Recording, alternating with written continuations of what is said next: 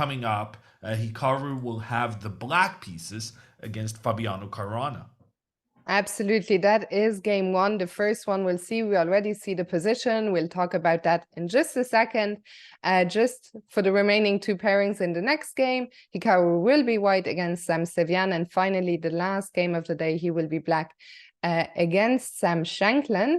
So with that out of the way, or maybe just a quick word about the standings so far. You talked about this yesterday. You know, all these three players have been doing well.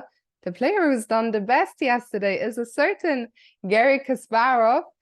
He's on 2.5 out of 3. The only health point he's dropped so far was against Hikaru. Behind that, two players on 2, Levon Aroni and Sam Sevian.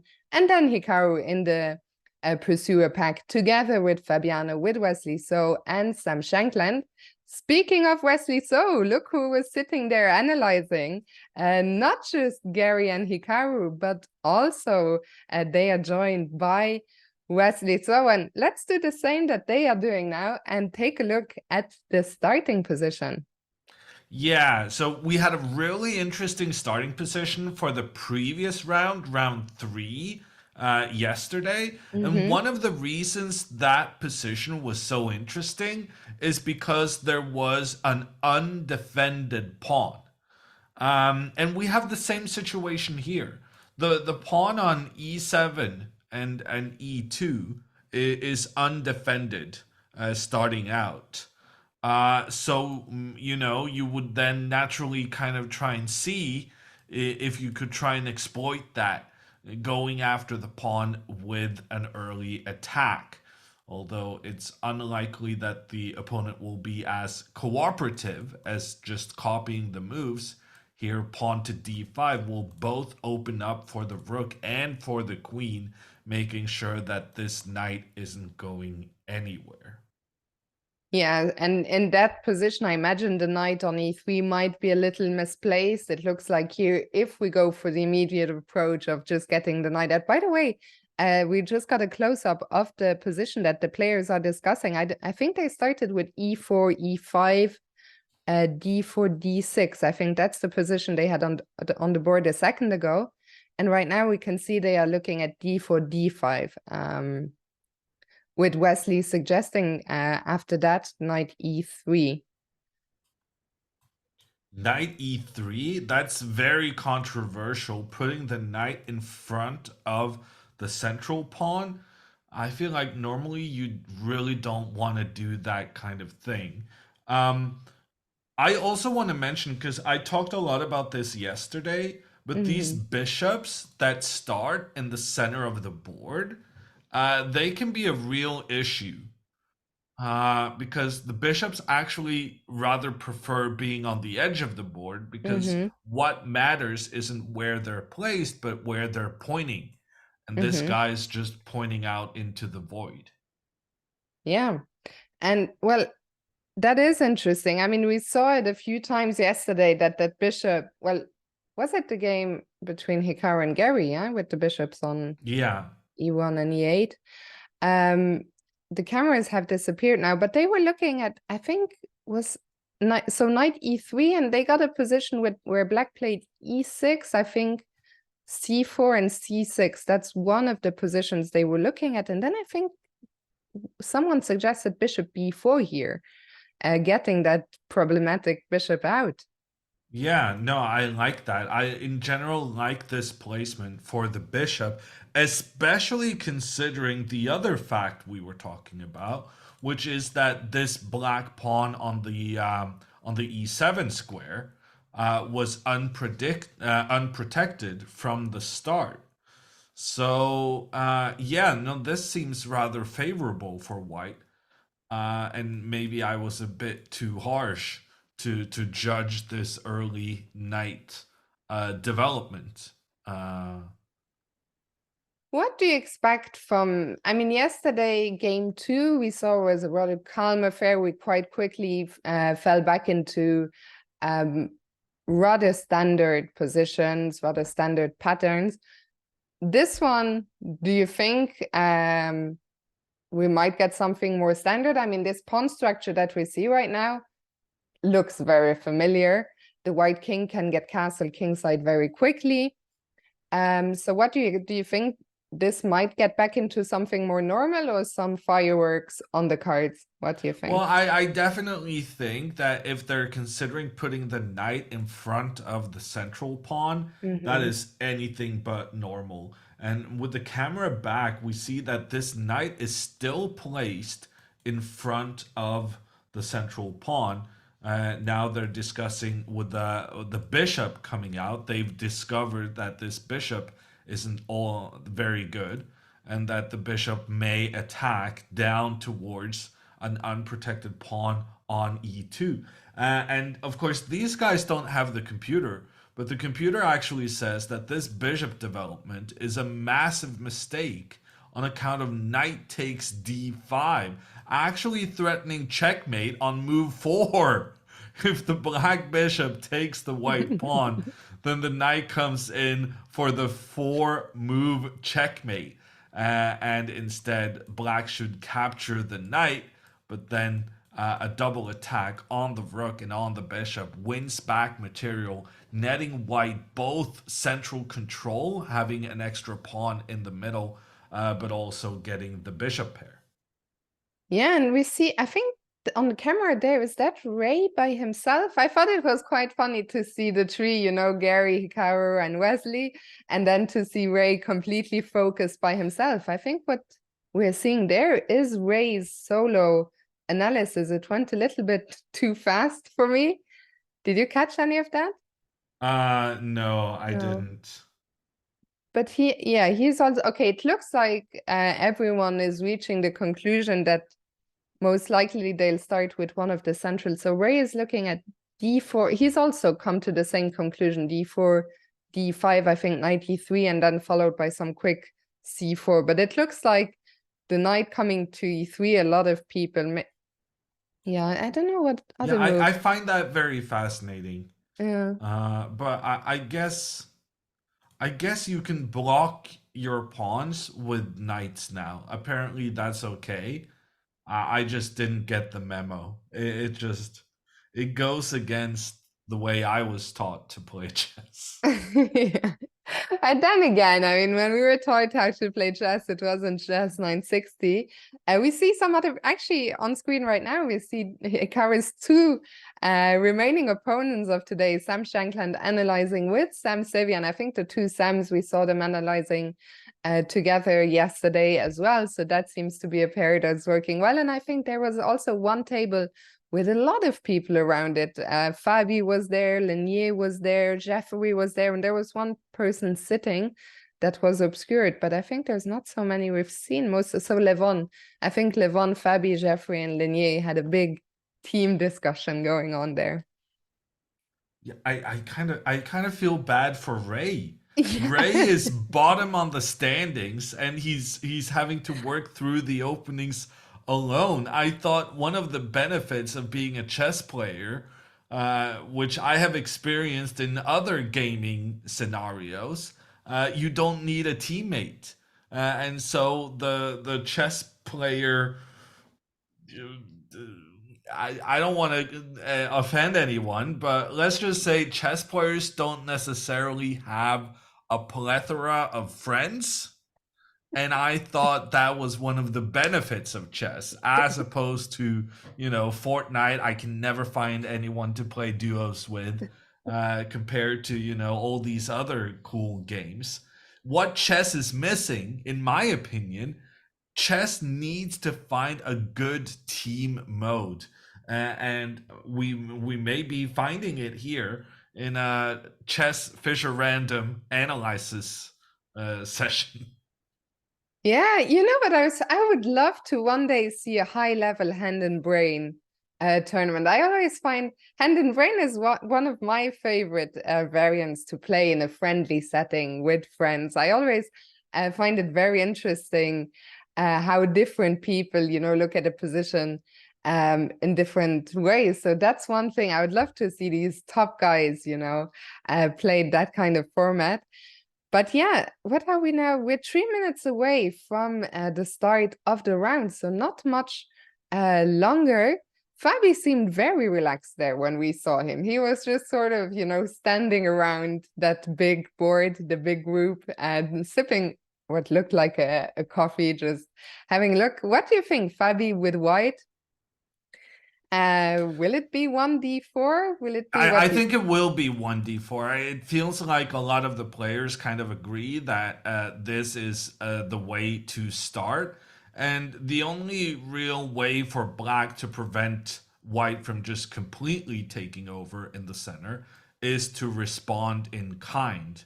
After which a lot of the players have looked at lines such as c4 and then knight e3, just trying to well basically get a queen's gambit with the pieces kind of weirdly placed throughout the board. One thing I did want to say was we've seen in these Fisher Random Chess 960 events that I feel like there's been a surprising amount of black wins. And I think part of the reason why is that white often brings their pieces into the fold early on and then kind of get attacked by black. And then black actually turns out to get the better of it because, yes, white develops first, but black develops while pushing white back. Yeah, And it's a very difficult dynamic to try and put pressure with the white pieces, but not be too aggressive. Yeah, I mean, we saw that yesterday in the final game when Hikaru brought the queen to the center to e4, which looked very natural. And suddenly there was this line where the queen was simply getting trapped more or less in the middle of the board. So I'm really, you're getting me on your side there. I think there's certainly some truth to it being tricky, being white. Meanwhile, we see all the players getting up from their analysis board to take their seats. We'll get moving in a second. I really feel this first game against Fabi will be very important. Right now, both Hikaru and Fabi on 50%, 1.5 out of 3. And I think even, from a psychological point of view, you want to start the day well. The days are quite short, only 3 games. So you want to get the best possible start to put you in the best position and also in a good mood in a way. So we'll see what it's going to be. We'll switch to the broadcast now in a second. If you weren't here yesterday, the time control, it is a rapid time control. The players have 20 minutes for the game plus a 5-second increment per move. And we're basically just waiting now for the first move to be made. Let's see, do we have player cameras already? Yeah, any moment now, I expect the games to start.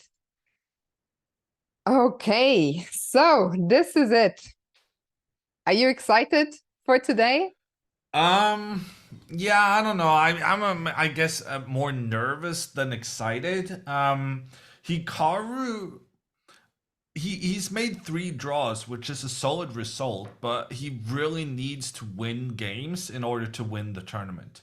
So I guess for me, it's about can Hikaru get a win, maybe 2 even, to just well, 2 wins will just throw him way up the standings.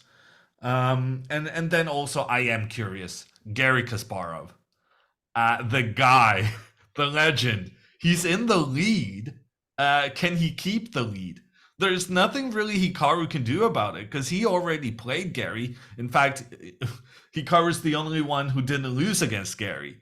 So those are the big 2 talking points in my mind. Speaking of Garry, one off topic, or not off topic, but Garry seems to be wearing the same outfit as yesterday. He's wearing this little Ukraine handband. Same polo. Do you think there's some superstition going on there? Well, I mean, Gary's a politician now, right? So, I mean, for him to make a political statement But during also the his clothes, tournament. to wear the same outfit. The lucky outfit from day one. Same Oh, photo. you're gonna critique chess players for being superstitious and or having bad hygiene? I was hoping I was throwing you the bait for you to take it. I'm a chess player, Fiona. This is just I don't think anything's weird about that. That's just another day at the office for me. You're the one Okay. who's Yeah, gonna I'm no, maybe but I'm bad actually, enough. no. Okay, there's moves coming in, Fiona. Yeah. But before we look at the moves, I also do want to say that it's a well-known fact that male news anchors, can wear the same thing day after day. Nobody cares. If a female news anchor wears the same thing 2 days in a row, people will comment on it. And the solve there is not starting to comment on guys. It's rather stop commenting on the girls when they choose to do the same outfit 2 days in a row. Okay, this has been my TED talk, and Fabiano immediately tries to deal with this bishop that I am not especially fond of in the center of the board. He immediately moves it out to the edge to point it down towards the middle, and this undefended black pawn, Hikaru moves the pawn out of the way, and knight up from Fabi. Okay, and Hikaru goes aggressive very early on, pawn 2 steps forward on the side of the board. Hikaru wanted to continue pushing that pawn up the board to attack the white knight, but was not allowed to do that by Fabiano. Yeah, so we see the H pawns already being shoved up the board, which, I was always worried that we'll just see a normal kingside castling position. That's already unlikely, I think, with the pawns being on H4, H5. How does Hikaru continue? Well, I was gonna ask you, how does he continue his development here? B6 is not a move I had on my radar. I was looking at how do I get the pieces out, but I guess Hikaru is saying I want to play C5 next. Yeah, definitely. That is his intention. The B pawn taking control of the C5 square, enabling that pawn to push up next move. And if successful, this is just gonna win the game. And maybe that's a bit strong, but that's going to be massive for Hikaru if he's allowed to push forward unpunished. It will force the white bishop back, but it will also open up for the black bishop. And frankly, I would be tempted here to capture the white knight, giving away the bishop pair, yes, but at the same time, completely ruining the white pawn structure. And there's some juicy squares we could hope to get our knight to in the long term. So one interesting thing to mention, maybe just about this position before we move away, is that if I'm not mistaken, if white only moves the queen now, then white will be ready to castle queenside on the next move if he so wanted. Let's test it. Boom. It's not good, but I was just making a point that in some situations, remember, white doesn't have to, well, either side doesn't have to touch the bishop on b1 and the knight on a1 in order to be able to castle. Chess 960 castling rules is just they live a life of their own. We are well served by being reminded quite often how castling works here. Absolutely. So Fabiano didn't push c3. That was kind of me trying to be cooperative to illustrate a point.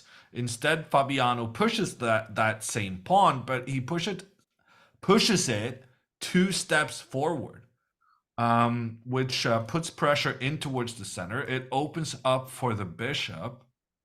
And I guess the question now is, what happens if Hikaru continues his plan? Because Hikaru can still push his pawn up and attack the bishop, but a concern is that after the trade, the white knight may suddenly wake up from its slumber in the corner and actually make its way towards that newly established pawn weakness that white has so many pieces pointing against. So Also he funny that this would be move 7 in that position, and that Hikaru hasn't touched any of his pieces yet. It's all been pawn plays so far. Yeah, and that's not necessarily a good thing. You wanna taking control with your pawns is nice, but you need to have your pieces supporting your pawns. And I myself have on multiple occasions fallen victim of playing too many pawn moves and not enough getting the pieces into the action. Hikaru still though he doesn't move the pieces at this point. He captures the white pawn that advanced. Now, if Fabiano recaptures with his queen, then the white rook will be undefended, which means Hikaru can push the c5 move he wanted because that pawn cannot be captured due to the undefended white rook being captured by the black rook. Absolutely. So after the capture on c4, Fabi is still thinking. Well, if he doesn't take the pawn, he's going to be down a pawn. So, I mean, is Fabiano considering a sacrifice? I guess that really depends on whether or not after queen takes pawn and this pawn to c5, putting pressure in towards white's position. Um, I guess he's now very much relying on finding some good idea in this instance. And Fiona, once again, I kind of feel like playing with the black pieces has paid off in a way, because by capturing on c4 like Hikaru did, you're now kind of luring the enemy's pieces. You're luring white to move their pieces out first. And then it turns out moving the pieces out first, maybe not that great of an idea because it gives the opponent now the opportunity to push back while also attacking white. The bishop under attack, the knight under pressure. And here, even after the very clever rook to c1, which the computer recommends, now knight to c7 is being recommended. So if And rook what's to the c, idea of that? it's not clear to me. But you cannot capture the white bishop on account of both the queen and the rook, both pointing down on black's queen.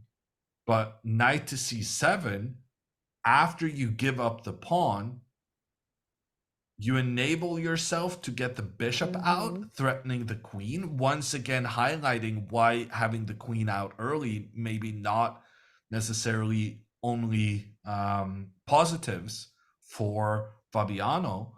And when the queen retreats, the knight can continue forward, and then sure, these two pawns are putting pressure on each other, but it cannot be captured once again because the white rook is undefended behind. So we just got a really interesting position right now. And Fabiano opts not to capture the pawn. Instead, he plays bishop to e7.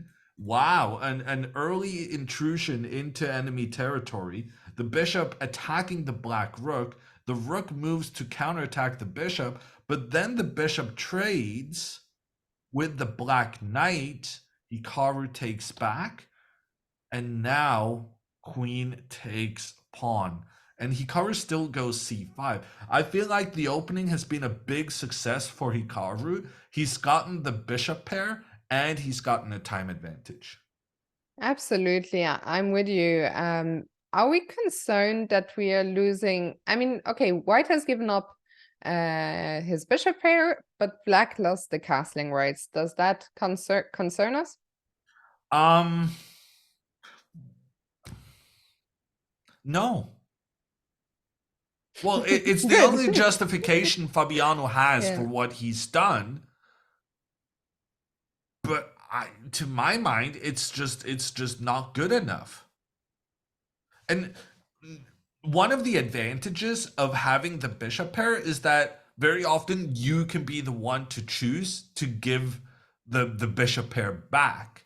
And Hmm. the reason for that is because bishops, because they are more long distance pieces, they are more often able to trade for knights than knights are able to trade for bishops. Hmm. And here, if Hikaru decides, okay, I'm not that big on the bishop pair, that's like Hammer's thing. But instead, I'm all about the pawn structures. He can capture the white knight, after which this white pawn structure Hmm. is awful. On the other hand, look at the bishop on e8. I think that's one of our problem pieces as black. You talked about that bishop a bunch yesterday. And here, once again, I think Fabi, yes, he decided to give up the bishop pair, but it was clever if he wanted to give up the bishop pair to play that intermediate move, bishop e7, attacking the rook, forcing the rook one square forward. As we can see, the rook is now blocking our bishop, so that rook would have to move again so that the bishop can come out. Just to very quickly address a question Mahit a second ago in the chat, when Hikaru had gotten up from the board, was asking when the players get up, where do they go? Much like in real chess, they are allowed to get up from the board when it is not their turn. And we talked about it yesterday, how especially in chess 960, it can be quite interesting to see what's happening on the other boards. The players are not allowed to leave the playing area, but when they get up, especially in rapid games, what they do is they check out what's happening elsewhere. And sometimes you can even get some inspiration from what is happening on other boards. Yeah, and Hikaru's been doing that consistently yesterday and continuing to do so today. I actually discovered why giving white the bad pawn structure is actually good for white.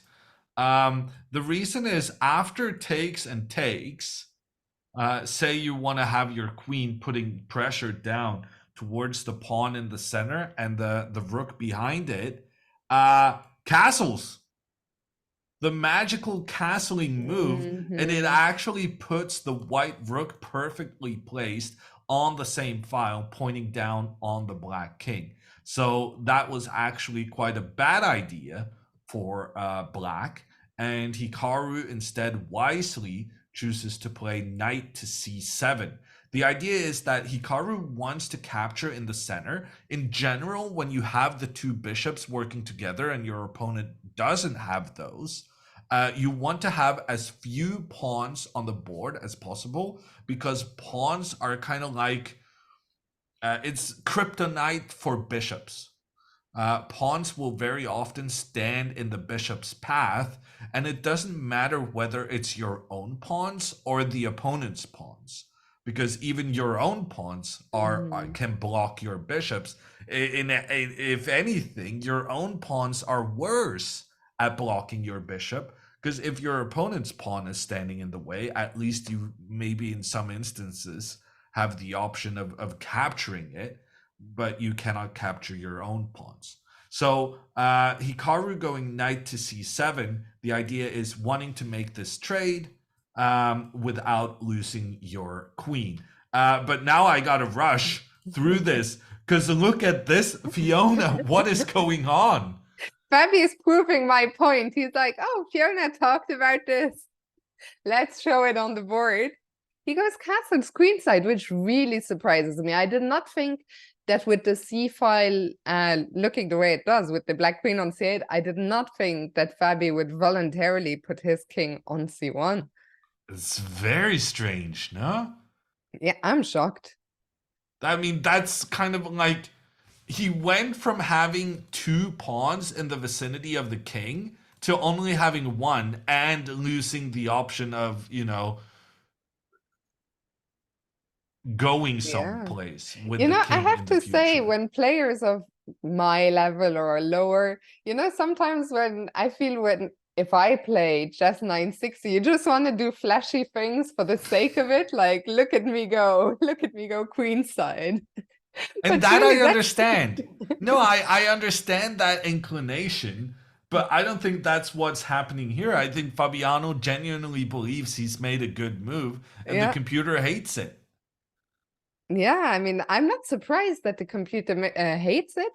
What do you think is Fabiano's idea? Will he bring the Well, bishop I out think and he hide just the wants to king? activate his pieces really quickly so Hmm. that he can exploit that the black rook in the corner is unable to get into the game on account of castling no longer being an option since the black king moved.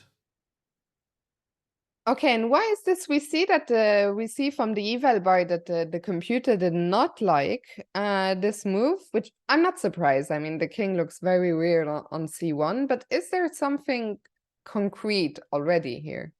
No, it's more like black has the bishop pair and white's king is not especially safe. Hmm. I feel like after the capture in the center, which is what we said Hikaru was intending with his previous move, I guess Fabi wants to take back with the rook so that he can get the next rook into the game. But like there are some suggestions from the computer here, such as rook to d8, which Hmm. maybe looks a bit weird. But the point is that when Fabi gets both his rooks working together, suddenly there's problems to the fact that the white king has chosen to put itself on this open file That's because crazy that this tactic is just winning. yeah, and it's all because of the king's placement, because you end up getting after the queen trade, the rook comes in, gives a check. You also have the knight attacking the rook, but frankly that wasn't even necessary. The key point here is just the fact that Fabiano cannot avoid the queen trade, which is massive for Hikaru due to his very very good bishop pair. So, and speaking of queen trades, look at this. Hmm. Hikaru goes queen a6, and now he just holds a good advantage in this game. He's about to get a trade of queens, and there's not really much Fabiano can do about it. Fabiano can try to retreat, try to avoid the queen trade, but then pawn pushes up, attacks the knight steps back, but then the knight is blocking the defense that the white rook was offering to the pawn in the center, allowing Hikaru to take that pawn and just winning because, he has an extra pawn. Yeah, So with the help of the computer, we saw that really, or for me at least, with the help of the computer, I saw that queen takes is the only move for Fabiano not to be lost on the spot. That is what he did. Of course, Hikaru recaptures. And we saw one more quick move by Fabi. yeah, so Fabiano now capturing on c5. Uh, so Fabiano knows his position is pretty bad on account of the long-term potential with the two bishops that black has. So Fabiano captures on c5 because he needs to create a weakness in black's camp. And here, if Hikaru wants to recapture after a further trade, we will have a position where Hikaru's pawns are split up, by which we mean that they can no longer stand next to each other and protect each other as they did on the previous move. Instead, they're just two pawns going through life trying not to be captured, and they're actually more likely to be captured when they're single standing on their own, without the support of uh, their mate. So I guess what we can learn from this is that being single sucks in every possible way. I did not see that one coming, I Hammer. thought it was such a good kind of. I already teed it up. You I set thought it up I so might well, as and the well. Yeah. delivery was flawless. And it's funny because it's true. That it's the basis of all good jokes. Okay, what is happening? Hikaru chose not to capture on c5. Instead, he's giving away his prized bishop pair. Hikaru opts to capture the knight on g3. So now the thing I was super excited about, the two bishops working together, that's not happening. But on the other hand, now there's more single people in town. Because now this white pawn in the center is feeling pretty lonely. Yeah. And these two guys on the king's side are not working very well together because they're standing in each other's way. And we might get more single pawns here because Hikaru, I guess, will have to recapture on c5 at some point. So he's going to end up, I think, with that isolated c pawn. Anyway, do you or not? Well, the thing is, after captures and You have rook c7. captures back, I assume Hikaru's intention is to avoid this situation where the pawns are no longer protecting each other. You want to preserve this cooperation, and so you may want to go rook c7 instead, using the rook to recapture the knight, because the knight cannot move back on account of the king being in check in the end. So let's see if that happens. Knight takes c5 has been played from Hikaru. Fabiano captures immediately. And notice now, oh no, Hikaru played as well. He just took it back, huh? And I think this game probably is headed. Okay, let's not call it just yet, but this is on the quite equal, yeah? Well, here's the thing. The computer felt that Garry Kasparov was much better against Hikaru. And frankly, I feel like this position kind of resembles the Garry game. And in the Garry game, it went from being much better for white to being equal to being much better for black in like 3 moves because the position was just much easier to handle for the black pieces. I was actually laughing there the second. Not sorry, poor Toro, at your comment, but at Phantom Logic's comment. All the single pawns say, oh, oh, oh, oh, oh, oh. I'm an easy public. I thought that was good. Shout out Phantom. It didn't get much comment, didn't get much love, but I appreciate it. I saw it, I appreciate it. So where do you think Hikaru's edge here? Is it? It's just those pawns, those It's white just the pawns on the pawns. king side, yeah. Imagine this rook, which is kind of now the bad piece in Hikaru's position. Imagine this guy just boom, boom, boom from That would one be nice. side and then up the board back to the other side. And there's nothing these white pawns can do. So I feel like this is a very solid long-term plan for Hikaru. And frankly, it's not that easy for Fabiano to deal with. If you're Fabiano, do you want to try and trade? I mean, I was wondering, do you want to take trades in your favor or? Well, if you trade, you kind of you make it easier for this rook to get where it wants to go. What would be my theory? Yeah. But after bishop Fabi e4, didn't, like yeah, king e7 is such an easy move for Hikaru because he needed to get the king out of the way to get the rook next. But the next move for Hikaru, that's going to be the tricky one. Ooh, Fabiano might try to trade off one of these bad pawns. The white bishop now pointing towards that edge pawn. And if Hikaru tries to give that edge pawn extra protection, opening up for his bishop, which I think is likely, then pawn to g4 may go for some trades. Is that not a good thing? Apparently, that's not a good thing. I thought it was a good thing. Yeah. Apparently, this is very powerful for black. The rook pointing towards the king side, the left side of the board, and if a trade is made, this pawn is no longer single. A wedding can be held. Polygamous, maybe, I don't know, because here the pawns can work together. There's a new unit in town. where the pawns can work together, and this is a very I nice think pawn I'm never structure. gonna be able to unthink this, you know. I had never thought of it, not once in my life. But from now on, it's just, I think whenever I play or watch, you know, as an isolated pawn is never, I'm never gonna look at an isolated pawn in the same way again after tonight. Oh, that's not good for your chess, I suspect, Fiona. Thankfully, I don't play so much these days, so I guess I'll be fine. Yeah, this position, of course, would be fantastic. Hikaru is still thinking after bishop f3.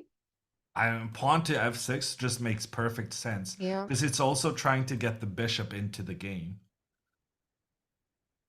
Mm-hmm. And what did he He played play? g6. G6. It's Hey, quite well, uncommon to mm-hmm. put your, well, it's common to put your pawns defending each other like this, but it's uncommon to do so when your bishop is on the light squares. Very often, when your bishop is on the light squares, you strive to put your pawns on the opposite color because the bishop and pawns both capture diagonally. So Mm-hmm. for them to work together perfectly, you want to have one of them controlling the light squares and the other one controlling the dark squares. King c2.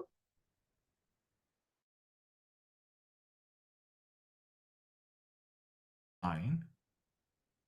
I'm always surprised. I know the evaluation didn't move much. Oh, did we just lose? I think we might be offline or no, we're back. We are back. So I think King C2 looks perfectly normal, yet I'm always surprised to see the computer go down even a tiny bit. Chat, we saved it. Don't worry. Well, I always feel like if I tell them to refresh, that makes no sense because It really doesn't. It no. really, really doesn't. By the way, I saw one of the mods there telling people in the chat to refresh is Crispy, and I just wanted to send much love to Crispy and send him a speedy recovery because Crispy is a bit under the weather yet.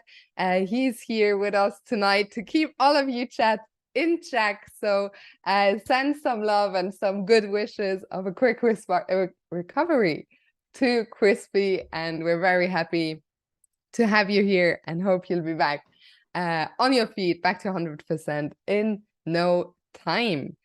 So King c2, you're looking at that a pawn. Well, I'm not so much me as Oh, Hikaru it was having made played. the move. Um, I was wondering, where are you going with that a pawn? I wouldn't think to, do such a thing, Fiona, but since the big man did it, I thought my role here is very much one of just conveying. Absolutely. And you talked yesterday about trades, you know. I think here we very much have this game going on the D file of white hoping that black will take, black hoping that white will take. Who's gonna crack first? Who can make more useful waiting moves? Yeah. And well, it's serious business. Yeah. If Fabiano captures the black rook, well, that makes it so much easier to get this corner rook Mm-hmm. into the game. Whereas if Hikaru were to capture the white rook, well, then the white rook would be alone in controlling the open file down the center of the board. So both players kind of trying to not make the trade, but sooner or later something's gonna have to happen with those rooks. Hikaru made a pawn move on the queen side, which makes me wonder, should Fabi react to a5? Is the like what even does the pawn from a5 want to push further? Does it want to go to I a4? don't I'm think always so. worried that it will be weak there. Yeah, I'm not sure what it's doing. I think it's just better placed than where it was. I don't think it's going further up the board because In general, you want to try and place your pawns on the opposite color of your bishop, and that's kind And of what Hikaru's doing here. yeah, Fabi here played King C3, which seems very logical. I mean, we are in the end game. In the end game, you want to use your king. I also feel that if I were white, I would be very happy to get my king on a dark square just to step out of any potential tricks. I don't think the bishop on the 8, the bishop on the 8 doesn't look very threatening right now, but in general, it's a good idea. Also, the king might at some point go even further, might go to c4, try to attack the pawn on c5.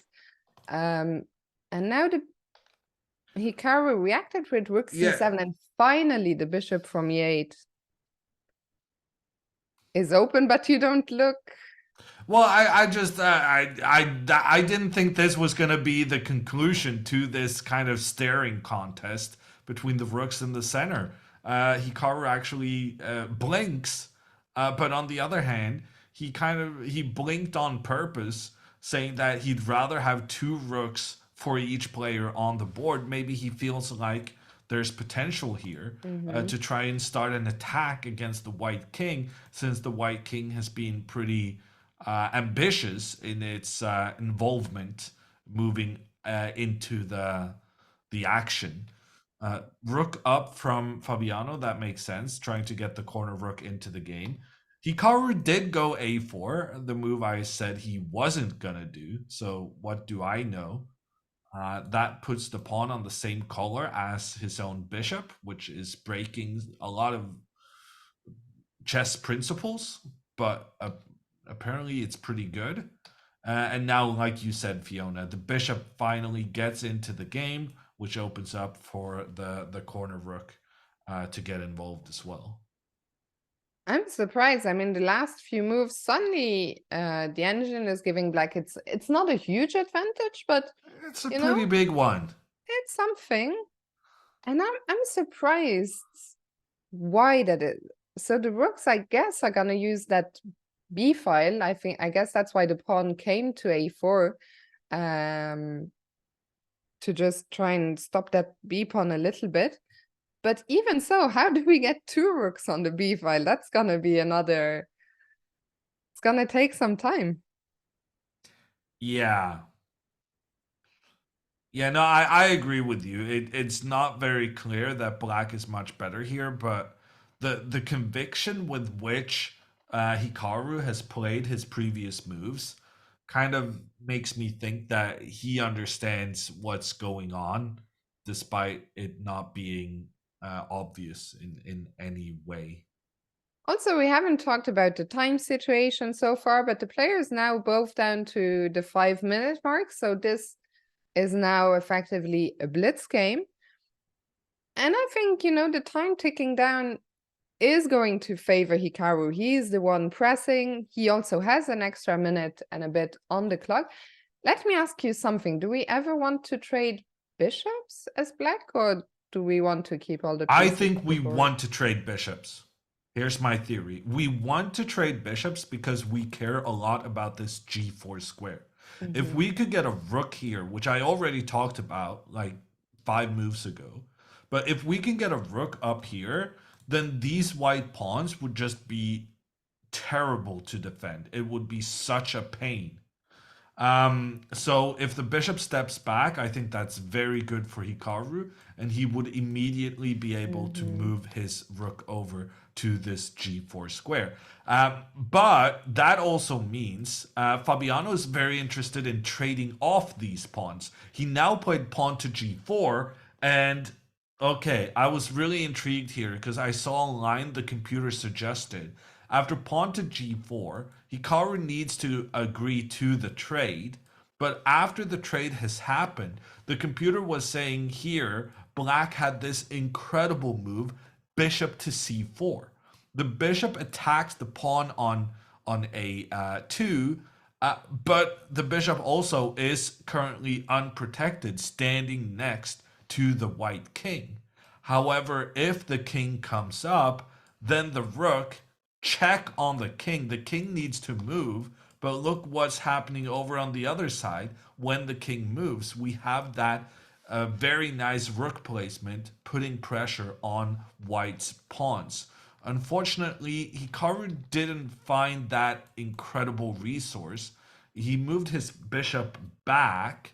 Now Fabiano says, let's trade bishops. And that's because after the trade of bishops, now the white pawns would do a good job of taking control of some of those squares, and in particular taking control of the g4 square, which we saw was such a really nice outpost for the black rook. Yeah, and here, so Hikaru decided to go for the trade. He took on f3 and followed that up. I am so confused by all these pawn pushes. Now c4. I'm pretty sure the idea is a3. a3, okay. So the idea, if you go a3 here, you're not unhappy if white captures, because then you're gonna get your rook up to this square. There's no way for white to defend this side pawn. But not only is the side pawn a problem, once the rook comes up here, the rook then would put a lot of pressure in towards the rest of white's pawns, in addition to the white pawn on the edge. So that would be very favorable for Hikaru. The problem is, if you go pawn to a3, white can respond with pawn to b3 and just ignore that whole situation. So Hikaru goes c4, because now if pawn to a3 next move, say white does a nothing move, white doesn't really have nothing moves here. Let's say white moves their rook to support the side pawn on the left side, then Hikaru could push forward, and if captured, the rook still comes up, and if white tries to avoid the trade, then that's even worse, since now the black pawn can capture and open up an attack against the king. So what's going to happen now? Rook to d4, played by Fabiano, and I guess Hikaru's definitely playing pawn to a3, and frankly that looks like kind of a good move as far as I'm concerned. But Fabiano must have something prepared against it, because it was very obvious what Hikaru planned. Yeah, I'm surprised, to be honest, that Hikaru hasn't played a3 yet. I still think that even if, the eval bar, and there it is, a3 is on the board, and Fabi quickly responds with rook 1 to d2. Clever play by Fabiano. Huh? Clever play by him. Yeah.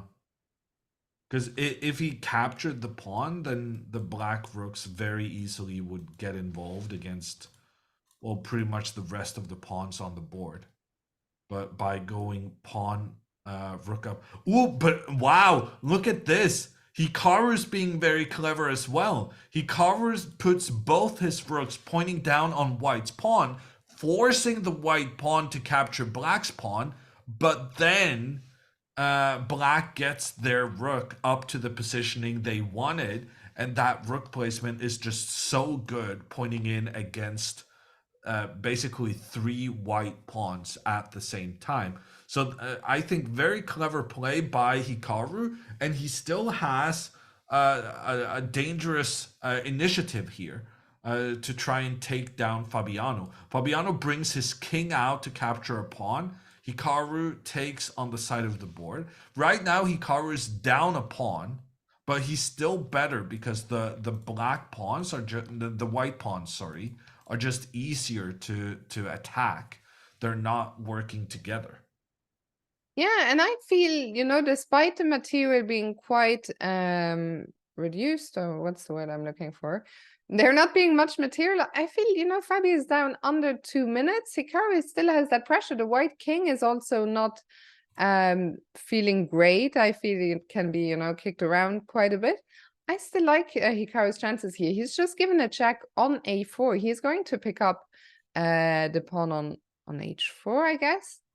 He Well, that doesn't was actually. a fair assumption to make, but Hikaru actually changed his mind and went for this a2 pawn instead. I think what Hikaru is saying is that this pawn white has on the right side has the potential of becoming a new queen, whereas this guy is not going anywhere. If the white pawn on the left side pushes forward, well, that guy is getting captured.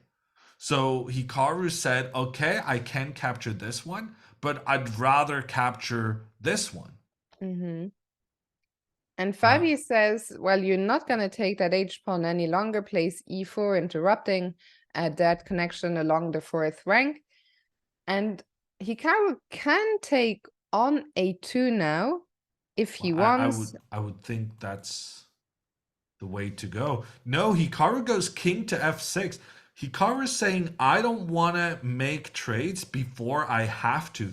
And that's a really interesting strat because as long as black has two rooks on the board, the white king is unable to kind of move around freely. The white king would love to move over to the king side to keep these two pawns protected. But as long as Hikaru has this rook here, that white king is not going to be able to kind of pass through the barricade of its own rooks. And look at the time situation. I saw a question in the chat. Do you think Hikaru is still pressing for a win?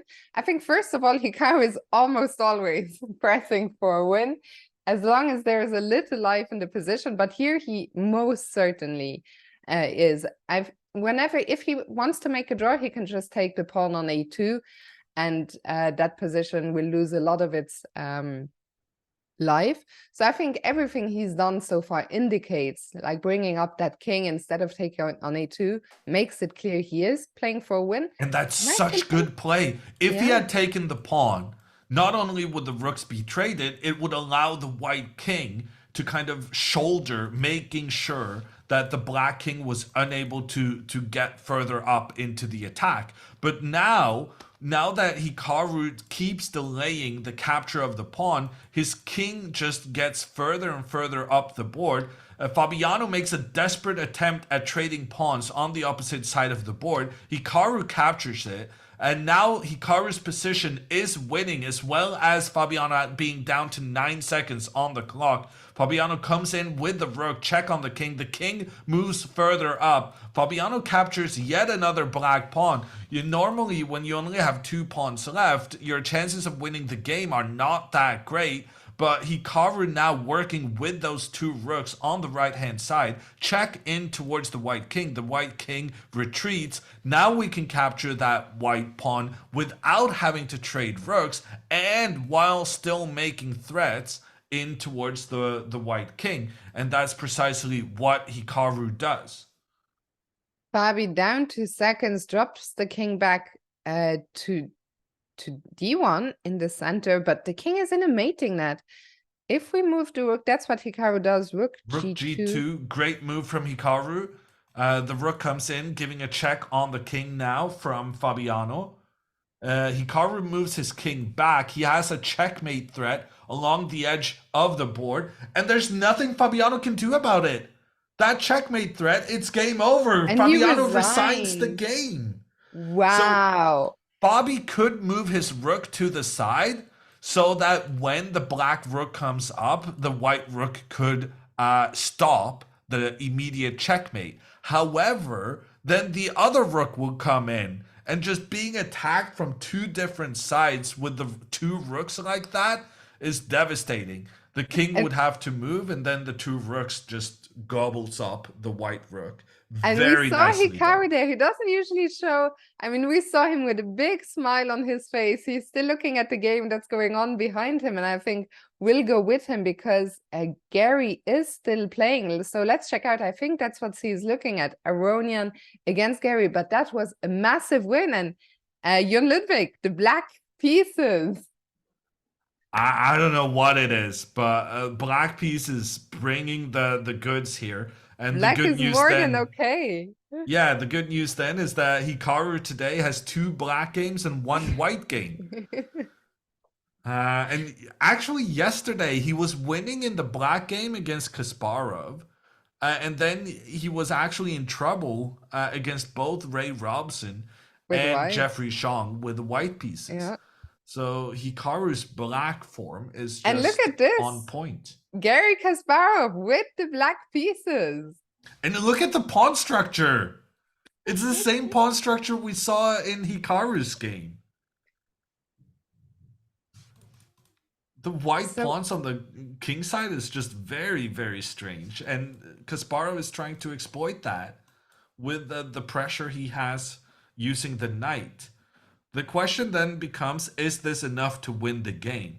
Kasparov is winning according to the computer eval, but it's equal on number of pieces. I mean, also So to play this endgame with 30 seconds on the clock is incredibly challenging. I mean, night end games are so tricky. And this g4 push by Levon looked like it was a very important move. yeah, good play by Levon. And now this is a 3 result game. What we mean by that is that, well, anything could happen. It's just chess talk for anything could happen. Because here, when the knight attacks the pawn on h5, it allows the white king to come up. And now this white king might potentially go all the way to capture the pawn on g7. And if that pawn is captured, the white pawn will have a free path to become a new queen. So this is very, very double-edged, and they're Yeah, it's just gonna gonna have be a to trust race, their no? instincts. It's Yeah. gonna be a race, yeah, I think Because the so. pawn on b2 is hanging as well, which would then allow the king to come in to take the a pawn. The black pawn is only 3 squares away from queening that e pawn as well. I've completely forgotten about that e pawn. That e pawn is incredibly close now. It feels like black is pressing, but I is it don't really enough? know what's going on, Yeah. but that's giving me deja vus to Gary's game against Hikaru yesterday. Hikaru looked like he was going to beat Gary in a pawn endgame, and then it was a pawn race, and out of somehow Gary being down a pawn still managed to hold the draw. Here the question is, will he manage to win it? So what happens if, well, I don't think we're gonna analyze because the players are down to, well, we lost the clock actually, but we can, I think they're down to 2 seconds. So the black knight is going back to the king side. I think Gary wants to use that knight to make sure, yeah, either eliminate the h pawn or make sure it doesn't cause too much trouble and use his king to get the pawn on a2. But there's a But concern that the yeah, white knight might somehow maneuver itself to attack the pawn on g7, which could be awkward. yeah. So knight g4. I guess maybe they just make a draw. Knight check, king moves up, and then knight moves back. This knight placement is really good because it both attacks the black pawn and protects the white pawn. Yeah, it looks like they're about to go back and forth, back and Yeah, we forth. just saw a handshake there with the game being agreed a draw. That looked like an exciting game. And actually, it was the last game of the round to finish. It ends in a draw. There was one other draw, Jeffrey Zhang against Ray Robson. And elsewhere, Sam Sevian beat Wesley So and Sam Shankland beat Lenier Dominguez. So the black pieces seem to be doing well, but white takes it in this round in the end. We didn't see either of the two games. Let me see if there was one that stands out of the two, so we can maybe take. Okay, let's take a quick look actually at Sam Shankland against Lenier Dominguez. That looks very exciting. Okay. C4, that's not the move we were expecting or the move that people were analyzing. Knight coming in from the corner.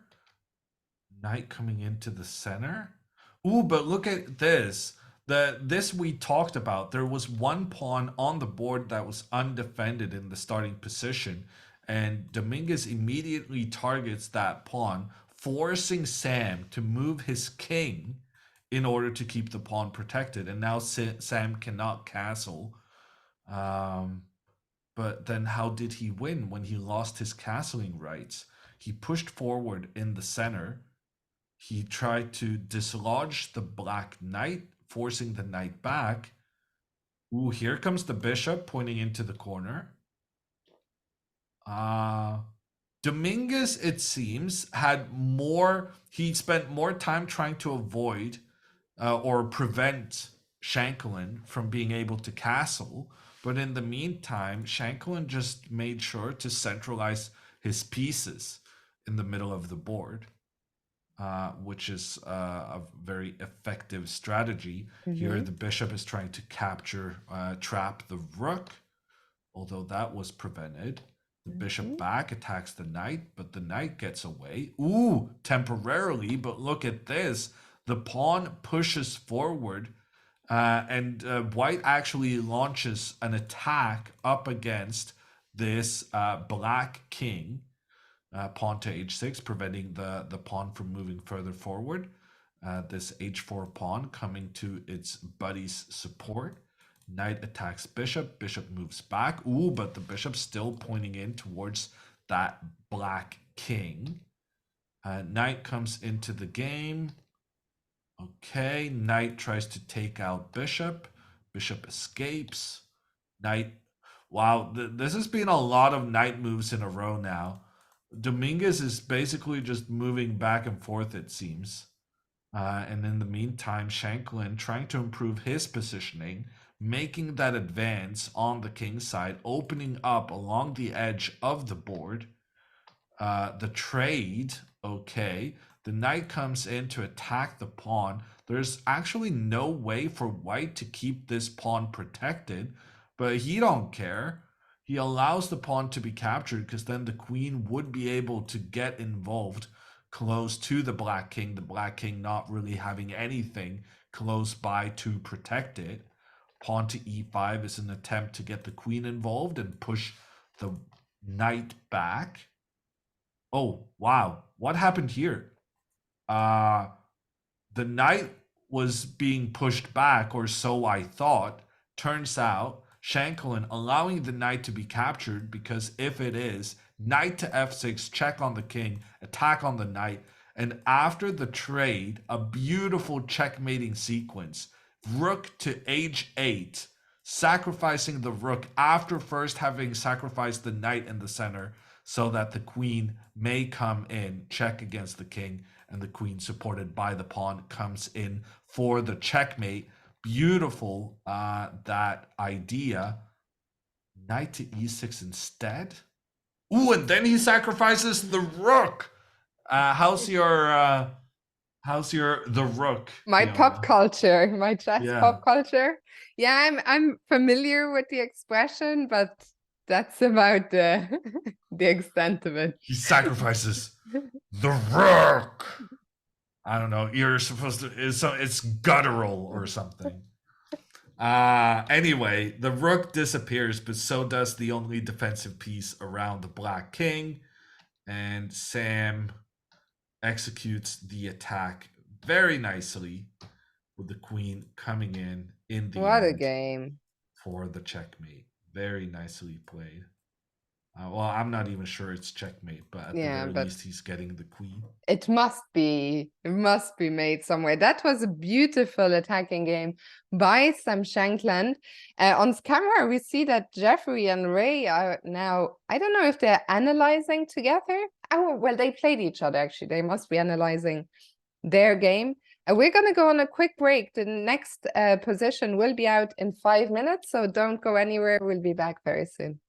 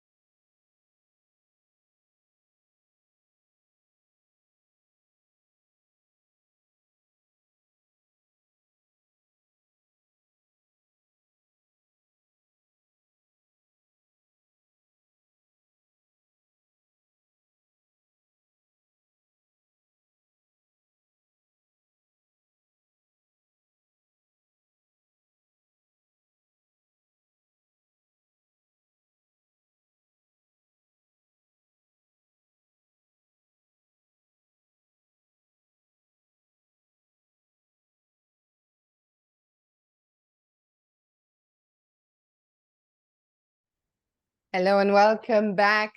This is it. The position is out in this next game. Hikaru will be playing with the white pieces against Sevian, and this one looks very interesting, Jan Ludwig, with the two bishops side by side, the two knights side by side. What do you make of it? I'm undecided. Um, this is a really, really tricky one. So normally I look for if there's any pawns that's Mm-hmm. undefended. That is the case here, but it's the pawn on a3, and attacking this pawn is not really viable or really useful for any player. So I think that's not gonna matter too much. I guess the knights really only have one good way of getting involved into the Mm-hmm. game. So I'm guessing these knights will have to go to these two squares.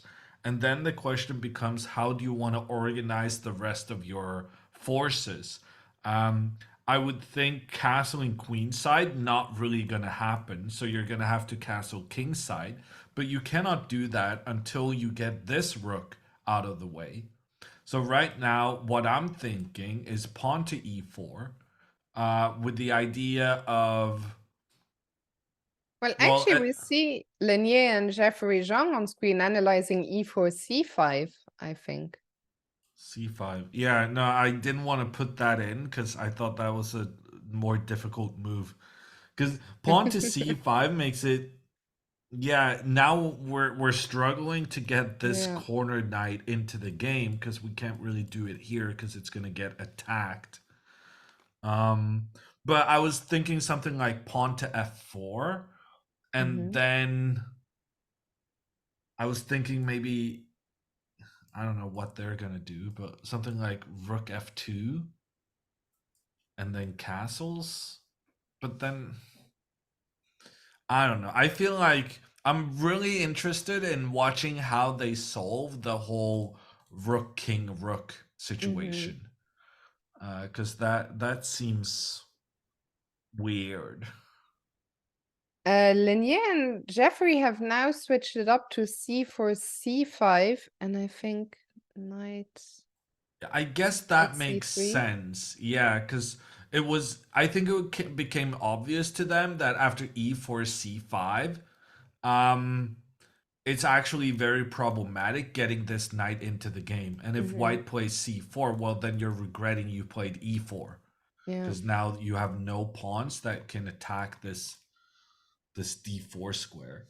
So I guess they switched to c4 because they felt like in order to get this guy into the game, you probably have to go c4 anyway. Um, And then after c5, I guess you go knight c3. I also mentioned this yesterday that I like the knight when it stands behind a pawn. I feel Mm-hmm. like those pieces work quite well together. And Mm-hmm. then maybe you can move like this knight into the center. Mm-hmm. I don't know. I'm not. It's not clear to me how they're gonna avoid just copying each other. Like the problem with playing this pawn to c4 is that it often becomes very easy to just do the same thing as the opponent. Yeah, I mean, to get the knights out seems like that's not gonna be a problem, but then we're stuck with all these remaining pieces. What's gonna happen with them? How are we gonna get them out? I feel like this is a position, a starting position that's going to lead to a lot of spice. I think we'll I see think it's some. going to lead to a lot of different first moves. I think Yeah. the players are not going to agree necessarily on what's the best first move. And I'm very intrigued by the fact that the computer's top choice, at least it was the top choice for a little bit, is Mm-hmm. pawn to h4, which is like Like, it's what is that? it's breaking every chess Yeah. principle. But I guess the idea is that if then c5, you just go h5 and you benefit from being early in pushing the pawn forward. And if black tries to control the center, oh wow, you just continue. Yeah, because actually because of these two rooks, Mm-hmm. there's not a lot of kind of diagonal protection close to the king. So Mm-hmm. actually pushing this guy up, even though black controlled the center here, the long-term perspective of just trying to get a queen working together with the pawn to give the checkmate, it's not going to be as easy as I illustrated right now. But it's an But idea, certainly. yeah, very nice long-term idea. But in that line after h5 on move 2, if black just goes h6, then what? What's the justification? Well, then you can go c4 and you go back to the kind of symmetrical Mm-hmm. gameplay, but it's not symmetrical because white has the space advantage with the pawn further up the board. But let me tell you this, h5. Mm-hmm. And then did you really benefit? And that's I feel like that's the problem Yeah. with Fisher random chess. That it becomes it's so tricky trying to play in a way where your opponent is just gonna copy your every move, and there's not really anything you can do about it. I'm very curious to see the different approaches. I'm with you. I feel there is some positions that we see where I think a lot of the players reach the same conclusion as to what's the way to go, but here, And e4, pawn to e4, the computer feels is a mistake. yeah, And that's after pawn insane. to f5, it says black is better. That's so crazy. But it actually makes sense because now white can't really avoid the trade of these two pawns. And if the pawns are traded, then the black rooks get very nicely into play, which is extra important because getting that rook into play is Mm-hmm. a prerequisite for managing to castle. Yeah. How easy do you feel it is to understand that e4 isn't good because of f5? Uh, it's not easy at all. But this is why black is scoring so good in the tournament, right? Because the Mm, most obvious natural moves can sometimes be a mistake because by moving first, sometimes you expose yourself in a way you wouldn't. Like pawn to f5, like if white goes pawn to f4 thinking that oh, that was a good move for black, then it's going to be a good move for white. Well, it's not really a good move for white mm, because here you're not attacking that mm. pawn in the center, and that makes all the difference. But I do like the computer's suggestion. That what even is this?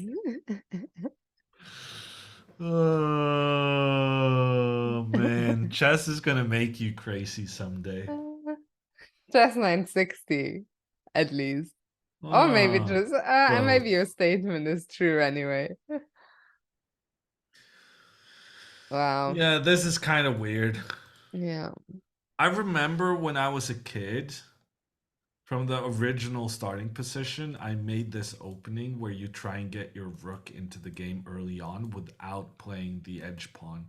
Like when you start out playing chess, you always go like this, which doesn't make sense. I don't know why that's such a common kind of beginner thing to do, but the queen is a more valuable piece than the rook, so why are we obsessed with getting the rooks into the action early on?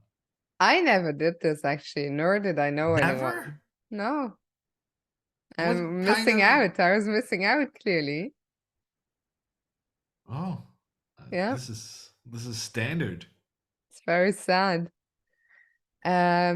Yeah, I'm okay, we're 3 minutes away.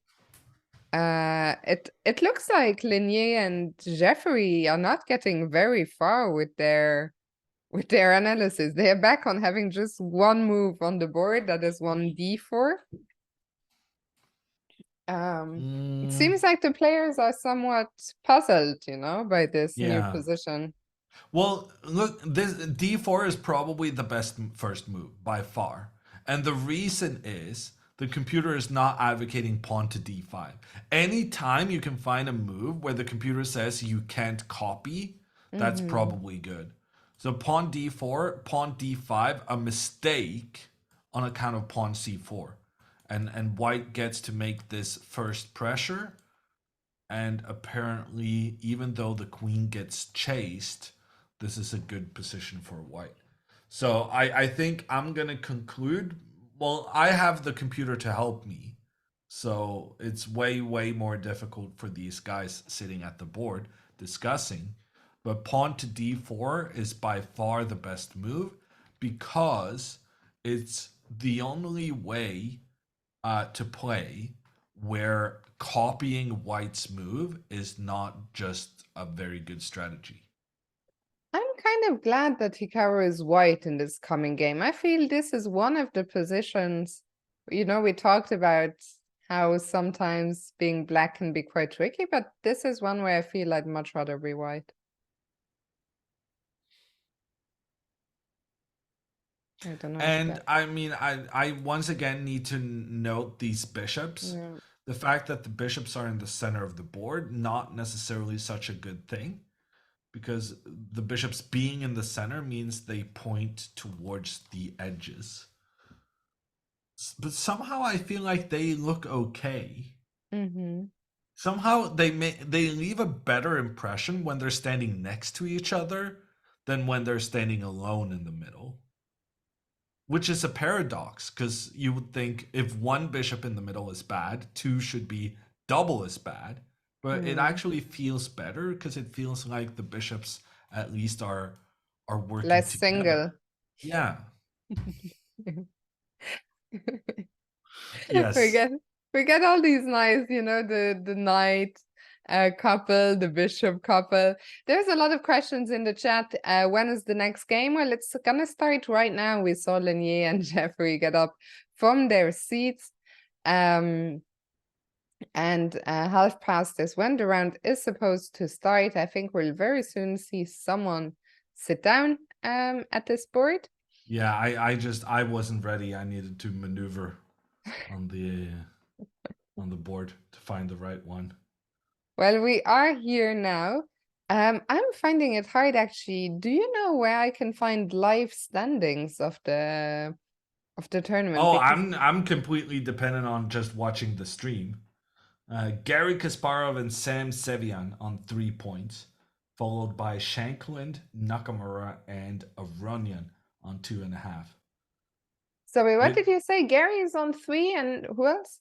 Sam Sevian. Sevian. Okay, so another huge game for Hikaru. Well, this is just the number 2 against the number 3 in the tournament, facing up against each other. And we see Hikaru has sat down, adjusting all his pieces, and he is ready, just waiting for his opponent. This is a big, big game. The day couldn't have started better for Hikaru if you're just joining us now. This is game 2 of day 2. In game 1, Hikaru beat Fabiano Caruana with the black pieces. We see a handshake there between Hikaru and Sam. What is that on Hikaru's shirt, actually? Oh, I was just very happy that I have understood what the sheet they're signing is. But for fashion questions, I am not your guy. It's not so much fashion. I think it's more about eyesight. If well, that I'm definitely not your guy. Wow, look at this. Hikaru plays the move we talked about being the best one. Pawn to d4. Sevian tries to do the copy strat, but then Hikaru hits him with pawn to c4, and the computer immediately showcases this as a significant white advantage. Great opening here from Hikaru. And what did Sam do? I wonder, who did Sam analyze with? Probably with Sam Shankland. I think we've seen these two together a bunch. But yeah, so let's see can we rewind a couple of moves and see what... Well, what this is what actually we happened. looked at. This is Yeah. literally the last thing we looked at on the analysis board. Pawn to d5, trying to copy white's pawn to d4. Hikaru moves up, puts pressure in towards the center. And now you can't copy anymore because once stuff starts getting captured, the copy strat just doesn't work. Because suddenly the opponent took your queen and you can't take their queen in return. So the copy strat comes to an end already on move two. Sam Sevian accepting the queen's gambit, which can't really be called a gambit.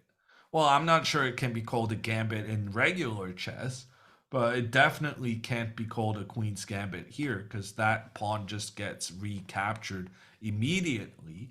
The disadvantage is that the white queen now will face some pressure from the black knight, but the queen retreats back. Uh, Sevian tries to take control of the c5 square. So right now, the benefit for Hikaru is that he has more pawns in the middle of the board, 2 against 1 in the two central files of the board. Sevian is trying to deal with that by going c5 and making the trade between these two pawns. But Hikaru's not going to allow that. Pawn to b4 is a good move because it prevents black's plan. And sometimes chess isn't more difficult than that. You just see your opponent's plan and you prevent it. The pawn is offered protection from the bishop. And now Sevian after e6, knight b3. Hikaru just has a big space advantage due to his aggression early on with the pawns. Yeah, so that is the position on the board. The computer still likes it very much. The knight on a6 is a bit weirdly placed. That's gonna want to rejoin the game. Does that mean that you think Sam will have to play some c6 move in the future and drop the Well, knight Sam back to was c? very reliant on playing this c5 move, right? Because that was the only way he could justify this knight, and that the knight would then come into the center pretty soon thereafter. Hikaru's strategy of just putting everything pointing to this c5 square, making sure that black cannot make this freeing pawn break, that strat has just been incredibly successful. And as a result, this knight on a6 is horrible. Mm-hmm. And it would genuinely be better if this knight was back where it started, Yeah. because at least then it would have some kind of a path to a good square. Whereas right now, the white pawns are just completely restricting where the knight on the edge would like to go. I was just thinking I wouldn't want to be Sam there. I don't find it easy to come up with a move, but he comes up with h5. So playing on the king side where not too much has happened so far. h5, I guess, has the same idea we saw earlier for white when we tried this h4 push to just try and ram the pawn as far as possible up the board. Yeah. And what we saw when we analyzed this before the game started was that when your opponent pushes the side pawn, you should probably prevent it from going further forward. And that is definitely an option for Hikaru here. In fact, it's the likely move for him to make. Yeah, h4 makes sense. Do we need a same question as before? Do we need to be worried about this h4 pawn becoming weak? I was thinking after some queen. So if we go h4 now, some queen d8. So there's an attack against the pawn, but like pawn to f3, we just open up more defenders. And then honestly, I feel like this bishop placement can be really nice because it's actually, sure, it's not super well, it's actually kind of central as well, and it's protecting this pawn, but it's also helping. Imagine poor Sam. Sam tried to go c5, and in response, Hikaru just has an army pointing down on that square. No, I'm really liking this h4 move, and that's also Hikaru's choice. He's winning is the fact of the matter. Uh, this is looking very, very good for Hikaru. I mean, I don't know. I don't know about winning. He's much better, yeah. But I always feel like, He's remember what winning, you said. Fiona. You think He's he's winning. winning? Okay, Well, I'm just chess is gonna, difficult, so you can be winning and still not win. yeah. But the way he's played this so far has been perfect. And I think it's just tremendously difficult for Black to play because, as you Yeah, mentioned, the you're whole. just you're completely tied down by the aggression of the white pawns. Yeah, and so you have to come up with a new plan. This knight on a6 is gonna at some point have to find a new home. Is it I an mean, idea? I was what are just, you yeah, gonna do about looking. your king as That's what well? I was wondering about. Um, I would love to, you know what, castle queenside Of here. course you would. Of course you would. I was just thinking, can I go bishop a4, get that piece Yeah, out of the that's fair. way? That's fair. And then I was Um, thinking queen d7 on the next move, maybe, Actually, and I'm then liking knight c3 here because then I might take your bishop. yeah, I'll have to give up my bishop. I don't think I have a Yeah, but choice. when you do that, my bishop gets active and is pointing down on your king. Okay, but my position is bad. Yeah, I need to do something. But like, Yeah. and my idea was to castle queenside here, and Do then you want me to do that again? yeah, it looks so funny. But are you wanting to do this because you think it's good, or are you wanting to do it because you think it's funny? Well, no, I see that the engine completely disapproves, but I thought the king on g8 is so stuck, the rook on f8, the rook on h8. I thought this way I get my king out of the way, I get my rook on a semi-open file. My h rook has more scope. I am shocked actually that the computer thinks this is. I was very happy with my idea. I'm a little sad that the computer just says, "What is that?" I don't even b5 very concretely. I don't I'm just know. It's getting just well, you steamrolled. did just castle into the white queen pointing down without pawns blocking the queen's pressure. I don't know. I Mm. thought it was a pretty interesting idea. Wow, look at this. Sam Sevian actually goes for it. He plays bishop a4. The problem is Wow. that He's everything you've actually done. doing it. But You know is he doing it for the laughs like Fiona, or is he doing it because he thinks it's good? I didn't do it for the laughs this time. I really thought I should get my king out of there. But these pawns running up the board so fast are a problem. I'm surprised how often Sam has been getting up after almost every move. Well, we Um, know the strat. He's looking at the other yeah. games. And I mean, he is one of the tournament leaders, so I Okay, was Hikaru actually moves the thinking, knight up to attack the bishop. and we see all this happen. The trade actually did happen. Yeah. Ooh, and then instead of queen d7 to castle, queen d8 to do a double attack. I like this. This is a man after my own heart. If you're gonna suffer, you might as well suffer with an extra pawn. That is my motto. And Sam Sevian, I like this strat. Like his position is awful, but at least he's gonna be able to be up a pawn. Yeah, and well, let's see. I feel instinctively that I'd like to hold on to my central pawn. Yes, I agree. So if I play, well, e3 is not really a move I want to make because I'm blocking my queen, but maybe it's Well, not actually, supposed double to. attack. Oh, Why? We double can just defense. protect both of them. Uh-huh. It wasn't more difficult than that, Yeah. huh? I didn't even see that move. Yeah. Oh, okay. Never mind. Why lose a pawn when you don't have to? Yeah. I like this move. Of course, because you don't want to lose a pawn. Yeah. Well, I don't need a better reason. Yeah. Yeah, queen f4. Actually, but now c6. And this knight is actually coming up here, and then it will attack our queen. And the knight we've kind of been bullying about how bad it is Mm-hmm. actually about to get a nice placement in the center.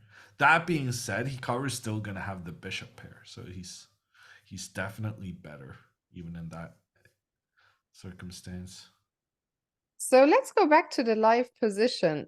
If Hikaru, oh no, he's just made the move. Queen f4 is on Yeah. the board. Well, why not? Yeah. Well, Oh, maybe did because Sam of just this. make his move without sitting down? I mean, if he sat down, that was for less than Yeah, I three mean, tenths it of was a so second. fast, I didn't even see him. I guess he didn't sit down. Well, I think he sat down. I'm not sure his ass was on the chair, but he definitely kind of bent down in a sitting fashion. And the rules do not say that you have to be sitting down. Yeah, we had this discussion on stream Yeah. before, I think. Um, Someone saying Sam is nervous. I don't think nervous. I have to admit, Sam is one of the top guys who I hadn't really interacted with before. I think he's not been getting that many invites to top. It's tough when you're from the US. There's so many other top players to choose from, which is a pity for these up and coming young players from the US. But I interviewed him for the first time this year in Sharjah, and I was very positively surprised. Sam, very calm, very polite, very nice guy. So I still don't know him well. I interviewed him once or twice, but he didn't make a nervous impression on me. But yeah, I'm surprised he's spending so much time away from the board, actually. People in chat discussing whether this is some kind of psychological warfare. And I would say yes, Mm. definitely yes. You want to kind of you want to piss your opponent off. You want to put him off balance, especially when you have a bad position like the one Sam got out of the opening here. You want to if you can, you want to kind of make your opponent a bit like But I feel agitated. that Sam is recovering quite well from the opening disaster he had. Like the Uh, position is still not fun, but it's looking much better than it did a few moves ago. I'm not sure I agree. I mean, I do agree that he's doing an okay job. Um, it's just I think Hikaru is still significantly better Mm-hmm. in the long term. But it doesn't feel, out of the opening, you were saying Hikaru is winning. Yeah, I okay. still, Hikaru's not winning it anymore. yeah. Yeah, no, and I may have been too harsh at But the that. position, I think it was, I mean, a very optimistic statement, but I think the position warranted it. The position looked so promising, and here it still looks great. But black seems a lot more solid. Yeah, Sam is not gonna lose within the next. I mean, unless he blunders, of course, it doesn't feel, like he's going to lose within the next 10 moves. The and, knight and from it's a6. And it's an instructive strategy he chose. He gave away one of his bishops, and then he put all the most centrally located pawns on the same color specter. And that's like a classic way of trying to be slightly worse, but kind of holding on. Is okay, you give away the bishop pair, but then you use all your pawns to protect the squares the bishop would normally be responsible for, and that works out really nicely because if Sam still had a light squared bishop, well, Mm-hmm. all of these pawns would block the bishop's potential of getting into the game. But now that he first traded off the bishop and then put all his pawns on the light squares, it's a completely different harmony. Also, Jan Ludwig, after this next move, Queen f3, Yeah. actually, we just saw Sam's response, but I was wondering, The pawn was hanging. Could it Hikaru have been taken? sacrificed a pawn. I'm not. Maybe it wasn't a sacrifice though, because if you take, then pawn Mm. attacks bishop. Bishop has to move back, and then Hikaru would be able to recapture on the edge of the board. So Yeah, and here I suddenly guess the it H wasn't really file, a the sacrifice. H file would look very scary here for black. So I think it makes a lot of a lot of sense. Agreed. Yeah, agreed. Unless, of course, black is castling queenside, True. which genuinely is a kind of a good idea at this point. I mean, we were well, I was making fun of it earlier, uh, but now, especially if things open up for the rooks on the right side of the board, where the kings are right now, it's a genuine idea getting this king over to the other side. Okay, knight c7, that knight on a6. We talked about it has to get back into the game sooner or later. Let's talk about Hikaru's bishop on e1. What future do you imagine for that guy? It's just it's a bishop. It is a bishop is just by default better than a knight. It doesn't need to be good now. It just needs to be good in 20 moves. Can I play e4 here, or is that completely ridiculous? That seems like a logical move. Ooh, but there's a problem. Takes, knight b5. Suddenly this knight is attacking. Mm, Okay, I'm making arrows of every color, but yeah, yeah, attacking a lot of stuff at the same time. yeah. Probably you're not gonna want to be. Yeah, You're not knight gonna be interested b5. in that. I missed that. Yeah, that's a nice move. Um, but bishop d2, I think is pretty fair. And Is can it we like just swap and put the next knight on d5? Yeah. yeah, but I'm thinking like in the long term, like these bishops right now they're not so good Mhm. because there's a lots of pawns on the board, but you could see a future with fewer pawns on the board, Yeah. and these bishops are just going to be complete monsters. Also with white could also castle queenside, get a rook on the d file, and then blast open in the center with e4, no? I guess, yeah. Just open up for the Mm. bishops. Very interesting position. What's the time situation like? I haven't been keeping because Sam seems to have played quite quickly. Okay, 10 minutes for Hikaru, 13 for Sam. Honestly, not that bad based on, well, it feels like Hikaru spent way more time than this. Mm, Uh, knight to e2.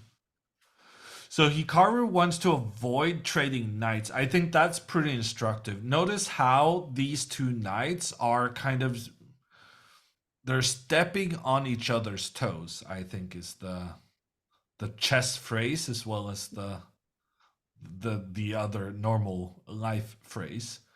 And because both knights wants to stay on the same square, the square in the center of the board, and they can't both be on the same square, Hikaru decides to avoid the trade of the knights.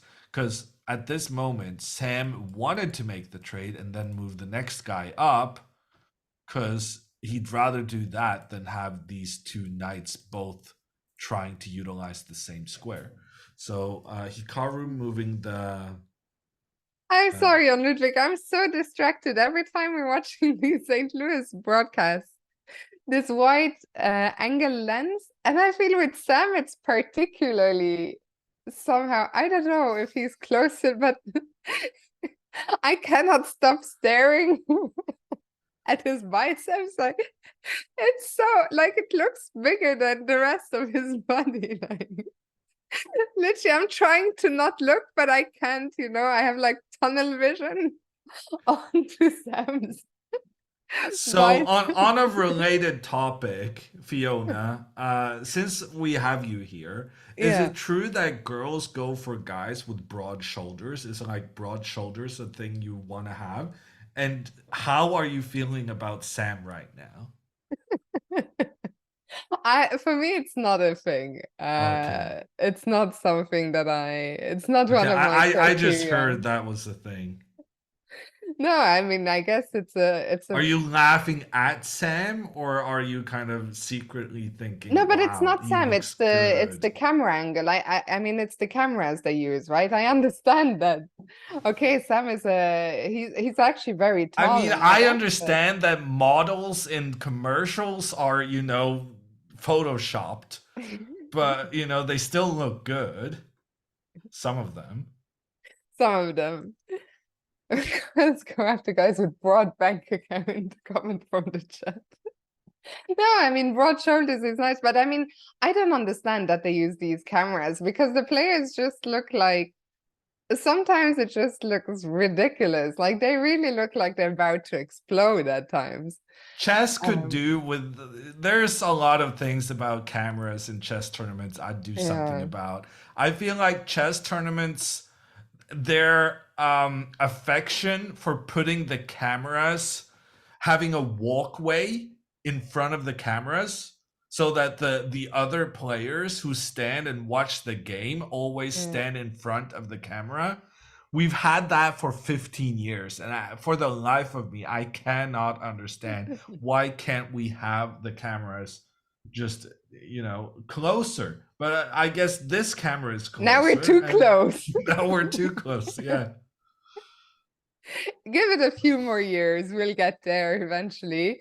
Anyway, I I feel like completely got also the camera could be at an angle, maybe. more from the top, yeah. A little bit, yeah. Mm. Maybe that would solve the shoulder conundrum as well. I think it's the way that Sam is leaning onto the board. Anyway, we've had a couple more moves after knight e2. Sam responded knight b5, attacking the pawn on a3. And that And pawn was Hikaru not went bishop defended, back. but I guess So, e4 would tactically.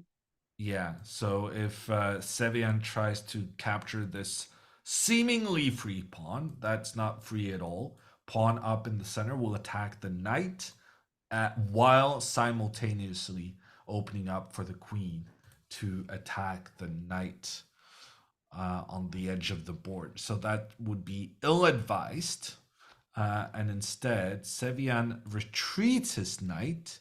Ooh, but now he can capture the pawn on the next move. And suddenly the computer is being optimistic on Black's behalf because Hikaru is actually having trouble defending the pawn. The pawn cannot move forward because the Black Knight just took control of that forward going move square. And if Hikaru goes e4 to open up for his queen like he planned earlier, well, then knight takes pawn in the center is winning a pawn for Sevian. And actually, after that move, knight b6, it was very brief, but Hikaru did shake his head, and Sam gave Hikaru that little stare of like, what are you gonna do now? Hikaru decides to respond with knight f4, Wow, and now attacking. you cannot capture the pawn on a3 after all. If knight takes a3, Hikaru's planning knight takes e6. The knight sacrificing itself to remove some black pawns, allowing this white bishop to become the hero of the game. The bishop comes in, check on the king. The king has to escape, but then the queen comes in for the checkmate right thereafter. So Hikaru has prevented, well, he's kind of defended his pawn by threatening checkmate. Yeah, and now, I mean, knight takes e6 is a serious threat in this position. Rook h6 does defend. It also gives the king some breathing space. And But now Hikaru can capture this yeah, guy. and he does. And what is, okay, this is heating up. It's heating up very seriously. Hikaru captured on h5. Sam in return says, okay, I'll take the pawn on the other side of the board. Takes on a3 and queen g4 with a sneaky little threat. I don't know if sneaky's the right word, Fiona. An obvious little threat. I'm not sure there's ever been a less blatant checkmating threat. Rook g6 seems logical now, defending against the mate and attacking the queen. It's kind of screaming out to be played. Yeah. But then why would Hikaru actively try to provoke this move? Okay, it's on the board. The rook now pointing down on the queen, also pointing down on the white king. Hikaru moves the queen back, so now he's trying to trap this knight on the edge of the board. How are you ever gonna trap this knight? I can always jump back to b5, no? Well, yeah, but then maybe he's saying that the b5 square is not that good for the knight. Because this knight wanted to go to the c2 square, right? You wanted to go knight c2, attack the bishop, attack the pawn, but you needed to deal with the threat. So queen e2 takes control there. Knight, no, not knight there, but knight to d5. Knight d5 does a great job of actually stunting this this bishop. This bishop was the hero in a variation we had not too long ago, but now it's completely put out of play by the knight in the center. And the computer is actually saying black is better. I mean, yeah, black is also attacking the pawn on b4 right now. But Hikaru has so many more pawns that can create an attack on the black king. Why is that not a factor? Maybe because we don't have enough pieces right now. Oh my, well, because the king is not gonna. If Hikaru does something crazy to try and attack the white, well, actually, this is not crazy. This is the move Hikaru probably should make. But if Hikaru does this, like black could genuinely, like, go for if my Hikaru idea. tries to attack with the pawns on the king side, trying to utilize that he has an extra pawn over there, the Fiona Castle's queenside might come back into the fray.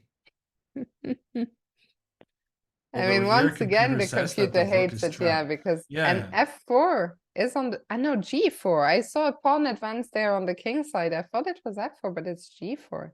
Well, I thought about g4 as well. I just didn't like it because I thought maybe then we lose this pawn. So we're threatening pawn to g5, which is a big threat because it really massively limits the options for this rook.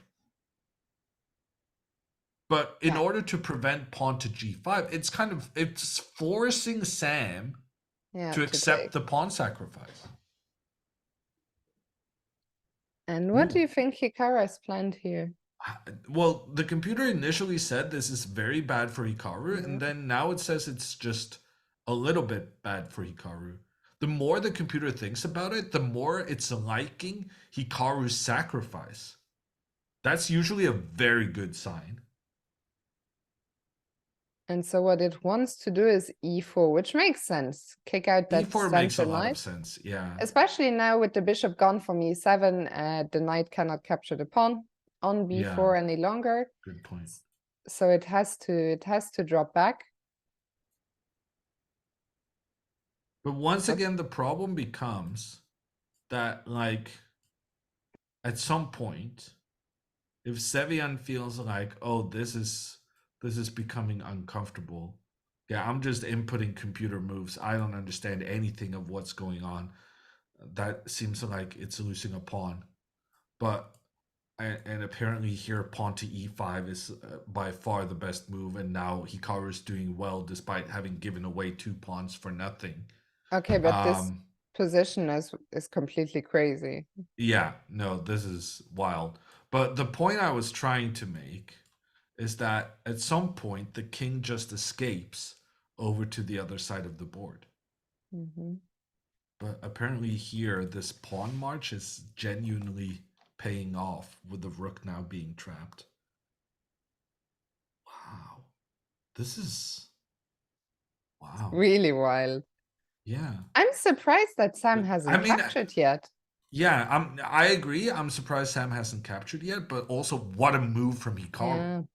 What a move. He's moving the pawn in front of his king. The king that already has a rook looking down on it. He's moving the pawn 2 steps forward. He's actively giving away a pawn on the edge of the board. The pawn is just not protected. And even so, it was probably his best move, his best idea. I mean, I just wonder if black doesn't take on h4, as we talked about, the pawn is going to advance further, and I would just feel so sad for that rook on g6. Yeah, no, I don't understand what he's thinking about. This rook cannot afford for this white pawn to continue forward. Like, then the rook is He just didn't take, stuck. I don't think. Or is he still thinking? No, No, he moved the rook to h6. But now he's allowing Hikaru to just continue forward. I don't understand why. Like, how is this okay for black? You use 2 moves, moving the rook back, allowing the white pawn to reach its desired destination. I'm so confused. This me was too. fantastic for Hikaru, I mean, given that he managed to yeah. make all of this happen. Well, And given here it that, comes, well, g4 is on the board. Instantly, Sam drops the rook back to h8, but Hikaru's got to be very happy here. The question is, how do we continue now?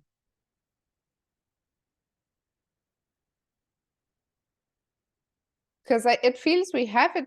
I mean, the one thing is Sam saying, okay, look at your king on g1 completely open. no, but the king Bishop would have takes been more g5? open if he took the Yeah. pawn. Like, the king has I more know. protection now than if you accepted the sacrifice. And is bishop takes, okay, can we do a nothing move? Bishop b3 or something. I was just wondering, is bishop takes g5 a threat at all or not? Because the knight drops back to No, it's g3. just this sacrifice is never going to work because the knight can escape. And there is nothing here. I mean, it's Sam's idea, maybe rook takes h1 and castle in that line. Can we just... No, I don't. I think he's just You going think after so? this pawn. No. And then the question becomes, what if Hikaru just goes, oh, yeah, okay, you can't do that. Yeah, so I think the point is just that Hikaru has no way of protecting his pawn. I mean, it's not the most freakiest idea ever, but No. I mean, winning a pawn is often a solid strat. But what I don't understand, okay, the engine is telling us white should play e4, and then it's saying black should not take. What's that about? Who knows? The engine, probably. So apparently this is very good for Hikaru. And Hikaru playing e4, and here comes the head nod. Yeah. No, this looks really good for Hikaru, actually. Yeah. Because here he has this bishop that just becomes a monster on the diagonal. I think. Oh yeah, I was gonna say, I think it's very important for black to keep this knight where it is so that it's blocking this bishop's intentions down towards the black king. But with that latest move, Hikaru using the pawn to attack the knight cannot stay. Yeah, no, wow, that pawn sacrifice from Hikaru was A stroke classy. of genius. Yeah, no, just completely brilliant. And right now, he with that move, he seized the initiative and he's put Sevian in a super difficult situation. I would be very surprised if Hikaru doesn't win this now. And I would also be very surprised if Sevian doesn't. Well, I guess Sevian maybe realizes that he can't take the pawn, but moving back just looks awful. It just. Yeah. Because Sevian is not even up a pawn. And he's And look getting at, pushed around. And Hikaru has control in the center. Hikaru has the bishop pair. Hikaru has more pawns on the side of the board where the kings are. Like, this just looks dreadful for him. he does find knight c7 though, which kudos to Sam. I don't think it was such an easy move to find.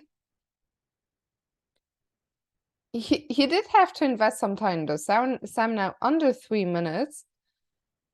Is it finally time to get out the bishop from e1? Well, the thing is, if you move the bishop out, the knight steps back and attacks both the bishop and the pawn in the center. So right now, the reason this might, and I'm saying might be okay for Sevian, is that, well, actually Hikaru has no good way of defending the pawn in the center. Because once again, Hikaru can't use his queen to defend because the queen needs to defend the knight. You cannot allow that knight to be captured. So Yeah, I mean, it's still an incredibly double-edged position. I think Hikaru's last moves were brilliant, but the danger is not over yet. and Hikaru sacrifices the pawn. He realizes the pawn is going to be lost regardless, so he just gives it away and recaptures from Sevian. Hikaru takes back. I mean, right now the computer is favoring Black's position, but trust me when I say, in a game between two human players, this is massive for White. Like the potential of the bishop, and if this other bishop could get involved as well, and this rook can try and attack the knight on the edge of the board. In fact, after rook here, how Yeah, is why this isn't knight this not knight trapped? I was just wondering, I was literally just looking at that knight and thinking that knight has no squares.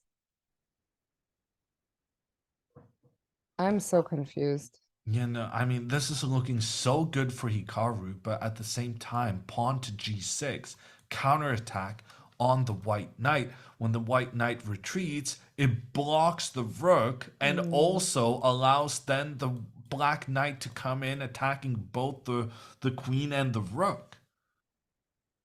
What a wild position. So let's go back. Knight takes. Can we not attack the knight another way? No.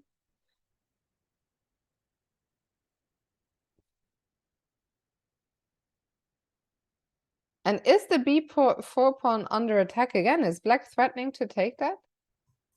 I mean, maybe, but I don't think black is going to waste time with that. Like, if we go bishop to d2, imagine capturing this pawn and like white Yeah. just being able to open up and breaking down these black pawns, opening up an attack towards the king. Yeah, no, black needs this knight on d5. I cannot understand anything else. This knight is such a crucial piece because it blocks the bishop on the diagonal. But time is also becoming. Time is getting very low for Hikaru as well, who's now under 2 minutes. Not so easy to find a move here at all for white. No. No, it's a 3 result game. Anything could happen. Hikaru could Hikaru does definitely play. still win it. He Ooh, does he play does rook play, h3. but that's probably a mistake. Because pawn to g6 is rather an obvious move for Sam, Sevian. yeah, I mean, Sam looked at first like he was gonna insta respond. And then he dropped his hand back and he's now thinking. I mean, knight. Let me just say, Fiona, this is an uncastled king. Yeah. But it could castle kingside, right? Well, no, No, not no, no, no, anymore. no, no. What am I saying? Sorry. But it I'm already losing. has castled kingside, was the joke I was making. Yeah, yeah, yeah. And no, but I actually for a second thought the king can go to f1 and like I don't know what I no that doesn't. Never mind. Knight c2 on the board. So the knight is exploiting the fact that the white queen needs to keep protection of the knight so that the queen cannot capture the black knight without losing the white knight in return.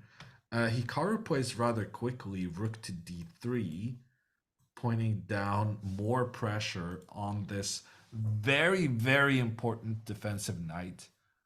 It feels like g6 was a big miss by Sam, no? Yeah, he Like, definitely needed to play this g6 move on the previous one. Now he's under some massive pressure. Well, he's been under massive pressure throughout. I guess Sam is going to take the bishop. It's not a mhm. good bishop for Hikaru. It hasn't, well, done anything. But for Sam, it's about the knight now being under attack from the queen potentially in the future. So I would probably just get rid of that knight for a bishop while I have the chance. But you're not happy about it. Yeah, no, because after it, I'm very scared of white playing pawn to g6 at an opportune moment. Because right now, the only thing holding black's position together are these two pawns. These two pawns are doing such a good job, kind Mm. of creating that extra barrier on the diagonal, And where that was the another benefit of playing g6 for black is that you take all g6 ideas out of the yeah. position for white. Sam actually now plays g6 Maybe after he rook. realized he should have done it earlier, and then Okay, but kind of. things are gonna get wild here. I'm not sure it's getting No? wild now. I feel like now it's calming down. This was a good defensive move from Sevian, because he is going to be able to capture this white knight, and he also did stop those ideas we were concerned about with white playing pawn to g6 to undermine the pawns. Hikaru captures on d5, Sam instantly recaptures, and he was hovering over the knight on h5, Yeah, no, if Hikaru's going to win this game, he needs to move this knight. and he does play knight f4. But now the rook can capture the pawn on h4, which is a concern. Well, actually, Sam took on e1, Well, but this that pawn on h4 doesn't isn't mean, running yeah. anywhere. So maybe he'll take it on the next move.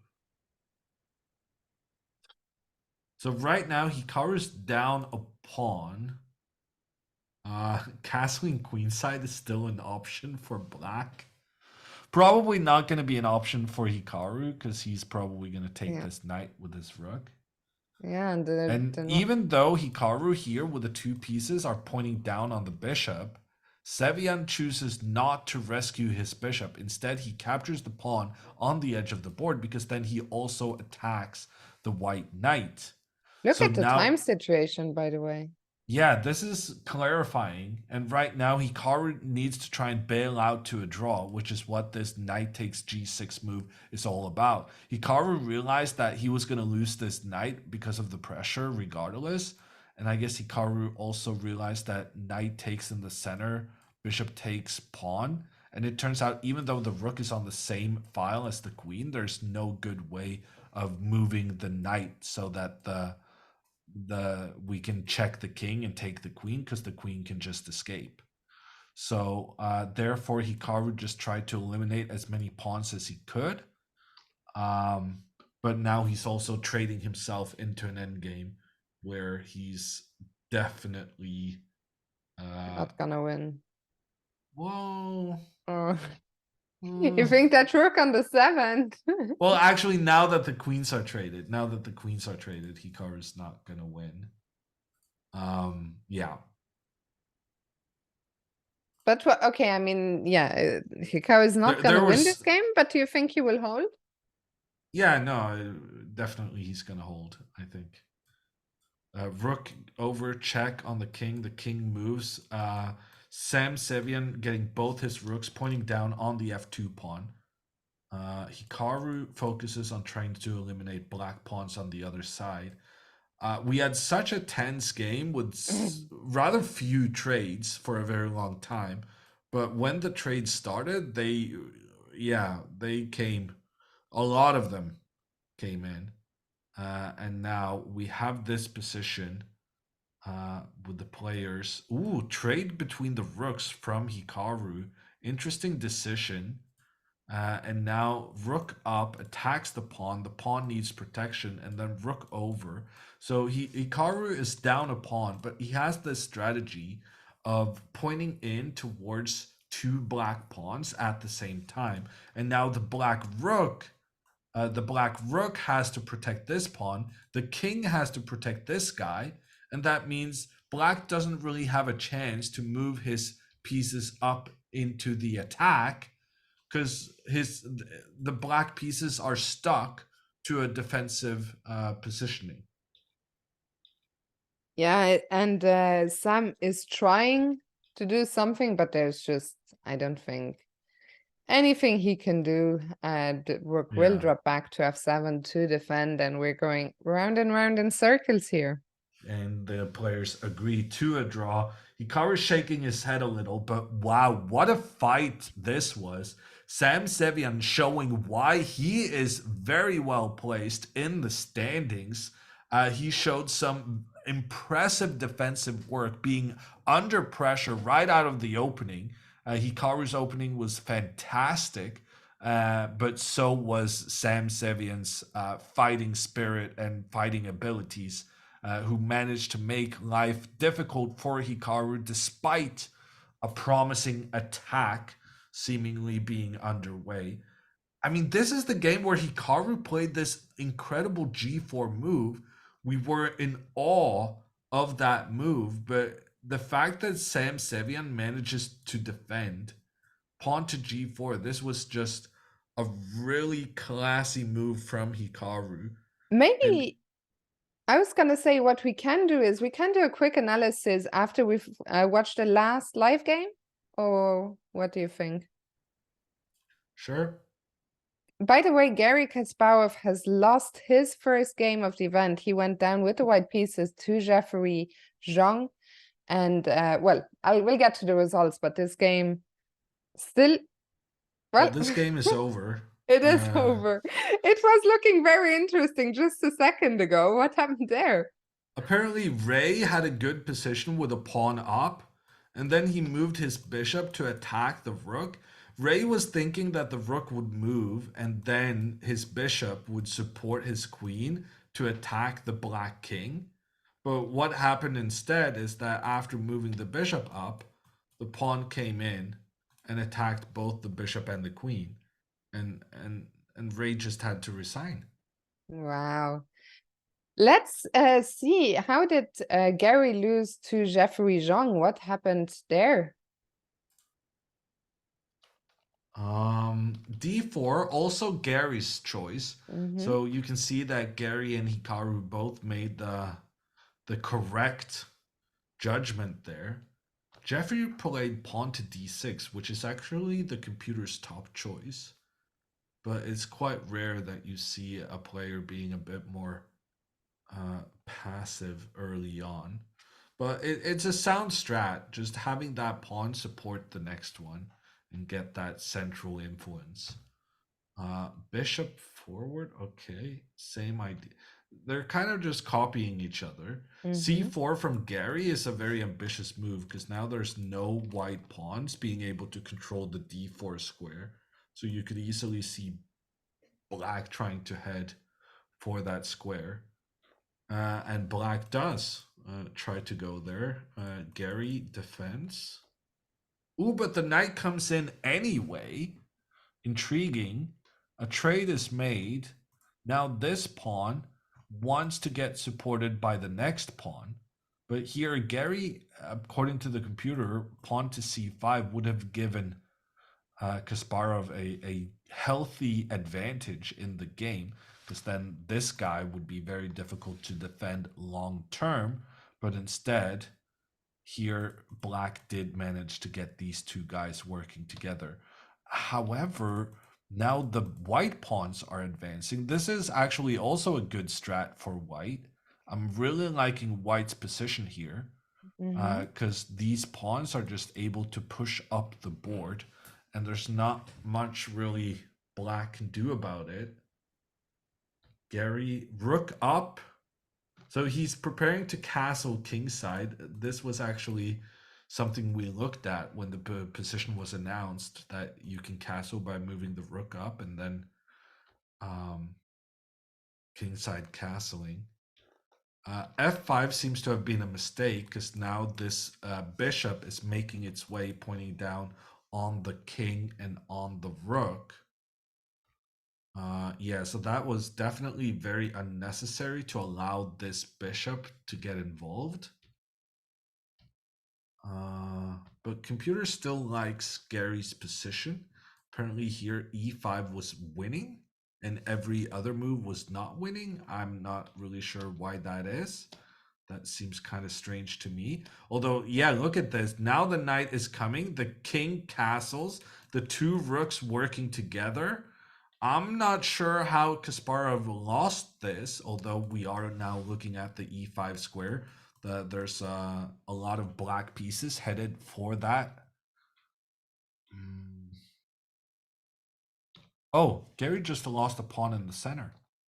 Ooh, knight That's a f3 tried to fight for control of the e5 square, but after h5, it's a big problem. Because if the queen moves to the side, pawn g5 attacks the queen, forces the queen back, and then also you manage to win the pawn in the center. So Gary actually he got stuck with his queen in a good we saw that position. yesterday in Hikaru's game. Okay, not with the queen on g4, but Yeah, and that's just what happened. It looked like he had a really good position, but he just lost a very important central pawn, and then that was game over. I'm not sure. Maybe he even lost on time. yeah, we don't see the timestamps. Could be. I It don't know went what. from being a very Yeah. promising position for white and to being a loss very quickly. And this is actually something we saw from Kasparov yesterday. His time management was not great. And I suspect his time management was a big part of his problem in this one as well. I agree. We have one more game going today. Hikaru will be playing against Sam Shankland. We're gonna go on a quick break. I'm sorry I disappeared for a second, then teleported myself into John Ludwig's square up there in the on the broadcast. So we're gonna fix that during the break. We'll be back very soon, so don't go anywhere, and we'll see you in just a few minutes.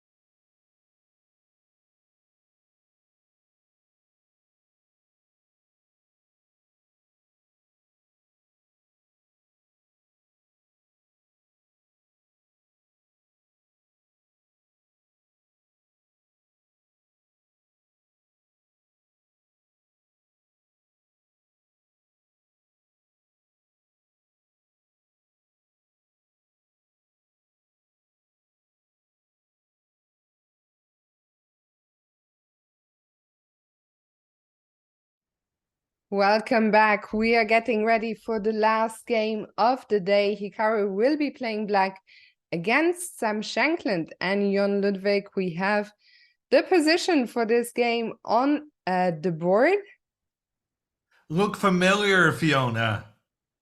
with the two knights. The two knights, the queen, the bishop, and the rook. 5 pieces are in the same place as they were in the previous game. The king has moved to the left. The rook has moved to the left. Let me do that in blue. And the bishop has moved 2 to the right. And that's it. That's the only difference. So what does that change for Well, the... let me say this. We talked about in the previous position that there was an undefended pawn on the edge of the board, but we also said, well, that's unlikely to matter. And we were right. It didn't really matter that this guy was undefended. However, now that there's a bishop pointing in that direction, I think that may matter a great deal. But also, let me say this. Okay, I'm going to turn on the engine because I'm lost without it. But if something like e4, my feeling is, what about pawn to e5? Could we sacrifice this guy in order to go and attack the king? It looks interesting, but the computer says it's just a load of bollocks. Yeah. Yeah, like I said, not computer verified. Okay, so I guess that's not happening. Yeah, but the potential, the ease with which the players can attack this undefended pawn definitely changes things significantly compared to the previous position. Actually, since I just realized with the analysis board that our viewers don't see the evaluation. So let's just go back to that and show why it wasn't working for black, this rook f5. Because the bishop can simply come back to block, and that is the end of the fun for now for... Yeah, and especially because the white pawns will come up and attack the rook. So it's not just that we lost a pawn, it's also that our rook is going to get kicked around while white is developing pieces. Yeah, it says something that the best move here for a second, according to the engine, was rook takes f2. Which, I mean, I understand if you could magically get this queen up to, well, it won't even let me make an arrow there because it's an illegal move. But if we could get the queen up here, that would definitely make a lot of sense. But yeah, that's not happening. So let's see, what do the two Sams... I see Sam Shankland just suggested to start with f3.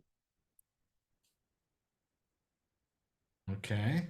What is the significance of And one you know step what, forward instead of 2? the other Sam's response was here? F6. Well, yeah.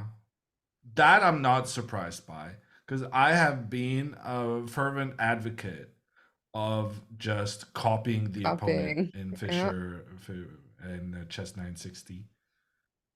What a weird starting position this is. And the guys continued here, I think, e4, e5, and d4. No, I mean, but this pawn is hanging. What do you mean e5? But what about this guy? What about this guy? They This is don't not care. okay. I don't know. I don't mean anything. I'm just relaying moves here. Don't shoot the messenger. Yeah, but here you can win a pawn.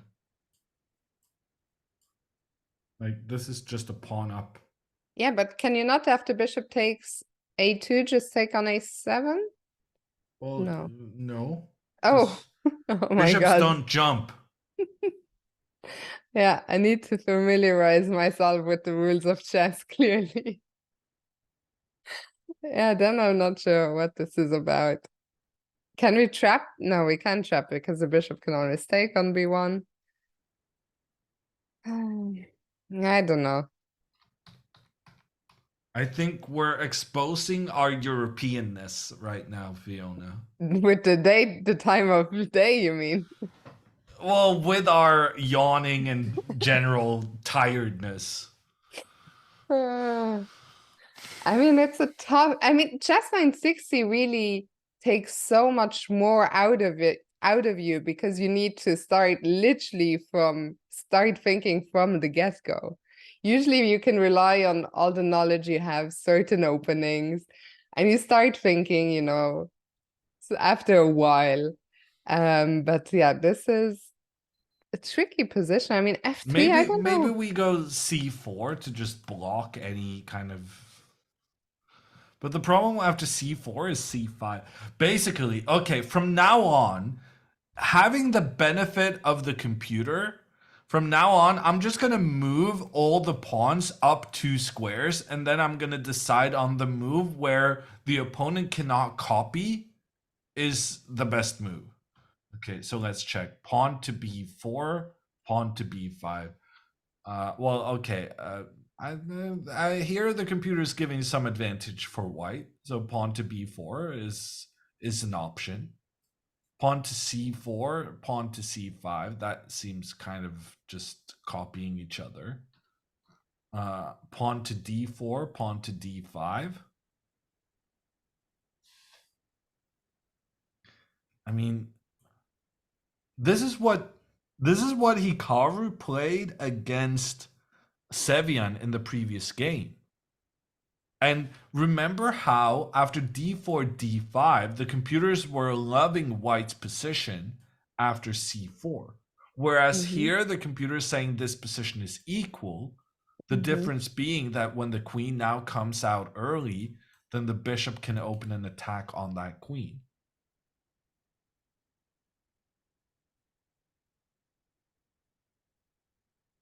And the But queen. I'm sure the players keep that last game in mind, right? Oh, for sure, yeah.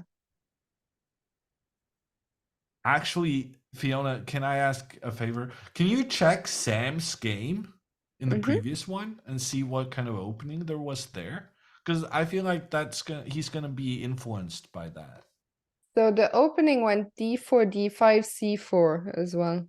Yeah. So D takes, queen Sam had the takes. same opening as Hikaru in the previous one. Yeah. And he And lost I that game, by wouldn't the way. Sam just lost. We'd never talked about that, but he just lost against Wesley, so with the black pieces. pieces, yeah. So maybe actually a quick look at the standings. Sam, Sevian, and Okay, I'm gonna say and d4 probably still the best move. okay. Because actually the computer is being very frisky here. Once again, wanting to bring the queen in early. Yeah, it's going to allow the opponent to open up. But look at this. Computer says you can just sacrifice this pawn on the edge of the board. And white can just play on as if nothing has happened.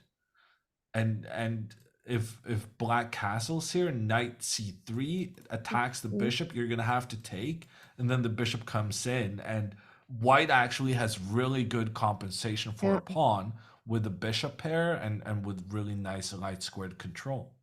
But of course, the guys analyzing this by hand before the game, they're never gonna understand that this kind of pawn sacrifice is good for white. Yeah, it's very difficult. It's very much a computer thing. Yeah. I was gonna very quickly, we have 3 minutes to go until the round. It's hard to keep track of the standings, but our team behind the scenes is doing a great job of keeping an eye. So 2 players currently in the lead, Sam Sevian and Levon Aronian on 3.5, and behind that, Hikaru and Gary Kasparov on 3. And then a big group on 2.5, and Sam Shankland is in that group. So I mean, every game is important, but this one, with a win, Hikaru could possibly join the top of the standings going into tomorrow's last round. Who Levon Fiona, I'm and looking at the computer right now, and the computer is wild. well, yeah, I looked away for 1 second and I looked back over and I'm like, what? What has Hikaru's black, right? Hikaru is black, yes. Black might be good news. He's been really good with black so far, and like there's some really interesting kind of early, very fighting options. But you said you saw in the video that Sam wanted to just go one step forward with the pawn. Yeah, although now the pawn has landed on f4. I looked away and I looked back and the pawn was on f4. They just reset the pieces. So let's see, what's Sam gonna do? The players seem very confused, so I'm glad we're not alone. They're now starting with d4, d5 again. Yeah, that's probably. And then Sam good wants to go plan. h3. What? H3? Huh? I mean, okay, you activate your bishop, but so what? Okay, we're gonna find out. They will start a minute from now. I guess they're just gonna move the bishop and castle. Whenever they have the king so close to the rook, they very often castle super early. And I never understand that, because it feels like when the king and rook is so close, it means like you can castle whenever. So why do you want to do it so early on and lose some flexibility? I'm not sure. We see, by the way, Hikaru sitting down at the board where the two Sams were analyzing just a second ago, and Sam coming back to the board. There's the handshake between the two players, and we should be off any second. Do you think it's gonna be d4? Yeah, I think so.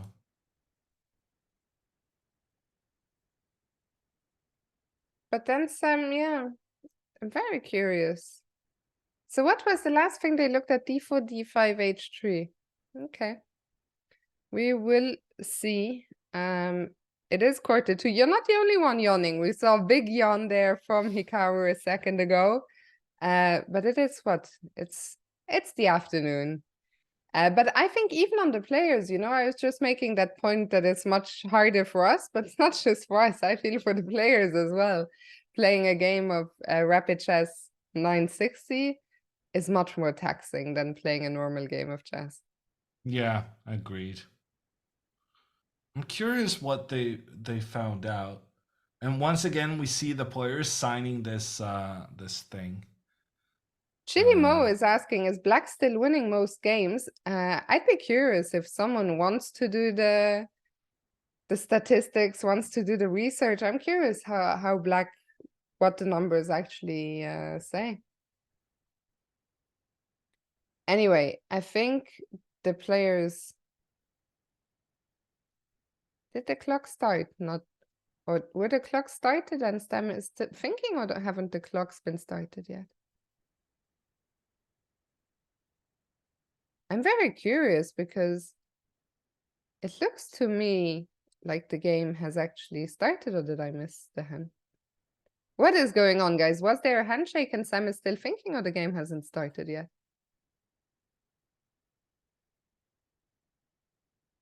Who knows? It's all very Surely confusing. they're waiting, no? Like, are you actually gonna sit there and spend 2 minutes on move 1? Surely not. Okay, surely it hasn't started yet. Sam's gigantic hand. It's once again. Oh, there's the handshake. Okay. And d4 is Sam's opening Wow, and move. look at this. Hikaru steps one forward with his pawn, opening up for the bishop. That's already a bit of a surprise on move 1, but to me that also clearly states that Hikaru is here to win this game. He doesn't want like a symmetrical pawn structure. He wants to create imbalance early on. Wow, look at this. So he opened up the attack against a2. Sam blocked while simultaneously taking control in the center. And then Hikaru pushes forward to put pressure. And now the obvious move for white is to move the pawn forward. And then Hikaru's planning to play a Benka gambit. I was just gonna say, but it makes sense, right? Makes perfect sense, because if you take It's not this even a pawn pawn, side. It's not. It's just a banco, not a banco gambit. yeah, fair enough. And if the pawn comes in to protect, I think it's on the board. yeah, but I mean, is it good that it's on the board? Because like Hikaru's not managing to capture this pawn on c4. Okay, so what happened? Pawn to c5. Sam was very he's trying to win the game. Like when he's going d5, it's clear that he says, okay, Hikaru, you're experimenting. You're letting me push my pawn forward in the center. I'll take this opportunity. And then Hikaru instantly pushes this b5 move, trying to undermine the pawn structure, which means like basically remove the defender of the most advanced white pawn. But Sam can just go b3, and then these guys are protecting each other. But Sam decided to take on b5. And then after bishop takes d5, Hikaru activated his bishop. This bishop is pointing down towards the white king, and black has more pawns in the center. This That looks was a like an opening surprising success. decision. No? Yeah, no, it's a big success. Computers are loving Hikaru's play. Well, it's loving his position. And then I'm not entirely sure what he would have done if Sam had tried to I hold think on it's to his not so central much that piece. it's loving Hikaru's play. I think it's hating what Sam has been doing, because Sam really invited all of this, which is very surprising. Okay, e4 makes sense, trying to grab some control of the center. But that king on f1. Yeah. A3, I mean, the Benka is very much alive. There's been a discussion whether the Benka gambit is acceptable at half decent level in chess or not.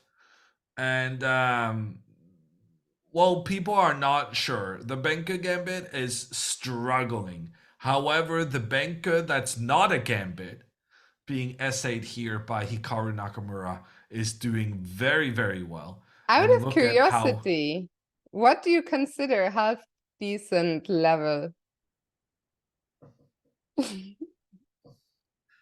you can play anything, Fiona. Good save. Oh, it wasn't a save. It I was know a it burn, wasn't. but it No, was a it burn actually in a was. way that maybe you No, it didn't was understand. a super roast. It's just too late for me to even understand when I'm being roasted. Thankfully, Yeah. we have moves. Okay, so a6 was met by a4, and Hikaru bringing the bishop out to a5. I mean, this is looking like it honestly looks like Hikaru has the bishop pair, even though he doesn't. Like, normally in chess, we say you have the bishop pair when the opponent doesn't have two bishops and you have two bishops. So, like, technically, Hikaru has the bishop pair because he has two bishops, but it's not called the bishop pair when the opponent also has the same thing. However, here, because the white bishops are struggling to get into the game, it kind of feels like a dominating force from the black bishops to justify calling it the bishop pair, despite technically being a misnomer. Could Sam try to No, I was looking at bishop b3, but I guess then we'll play c4 and say, like, I was thinking if I'm white, I would love to trade one of those bishops, but Oh, you definitely would love to trade one of those. I just don't see you having the persuasive powers to make Hikaru let go of one of them, because they're dominating the board right now. yeah. Yeah, already a tough position for some. Okay, so my idea, I think, of bishop b3 just fails to c4, and I've achieved nothing at all. Yeah, I've just given you an extra tempo and extra space and everything. So what about the other bishop? Let me take that move back. Yeah. Oh, let's This open move, up that one. Yeah. um, I guess knight b6, By the way, why f3? Is activating the f4 knight. is f4 too ambitious? I would think. I mean, you already have so many weaknesses in your position. Yeah, I was hoping to get the bishop out and then castle kingside, and then I was thinking I'd be happier for my pawn to be on f4 rather than f3. Yeah. Sam went for bishop to e2. So I guess his idea is that after the trade, he'll take back with the bishop. Oh man, computer really hates that. Bishop takes back, knight comes to attack the bishop. If the bishop retreats, knight comes up to this d4 square. Like, wow. This is What is the almost game deal over, with yeah? having the white pieces? Like, this is essentially what happened, right? Sam, if we go back in the game, Sam tried to be aggressive with his pawns, and Yeah. it just completely failed. And already here, when he captures this pawn on b5, he surrendered the center and he allowed this bishop to be so nicely placed. And yeah, it was a disaster already here on move 4. How can you have a disaster after 4 moves? Imagine that happening after the original from the original starting position. It's just not a thing. Okay, so Hikaru did capture on b5, and Sam captured with a pawn, which apparently was by far the best move. Not that I really understand why that was obvious. The knight comes into the game. Pawn to f3 opens up. Some pressure from the bishop. Pawn to d6 protects where the bishop was attacking. Somehow the computer feels like this is an okay position for white, which is wild to me. Like, black has the pawns working together. All these pawns are standing next to each other and can protect each other. No single pawns in Hikaru's camp. No, sir. Whereas the white pawns, not only are they single, they're double, standing in each other's path. And you know what they say about single people ruining each other's chances. It's just not good. It's not beneficial for a good corporation. So how is the computer feeling like white's position is okay? That is, But Hikaru is massively better. yeah, I feel it might be an instance where if you're a computer and you're gonna play picture perfect, it might be okay. But for a human, I mean, already with this next move, we see the evaluation drop, although knight c2 looked perfectly normal to get the knight out. The knight wants to go into the center of the board. Seems fair. Yeah. Now computer recommends bishop takes knight, which both gives white the bishop pair and undoubles the white pawns. Yeah, can you Why is explain it this good move? then? Yeah. I guess it's good because here there was potential for the pawn to move forward and get control of the c4 square. Whereas after the trade of the bishops, the pawn can no longer get to the c4 square, which means like this will be a magnificent outpost for black's pieces. And yeah, there's another knight coming up here as well. So it's about the c4 square. Simply, like this is just a great placement.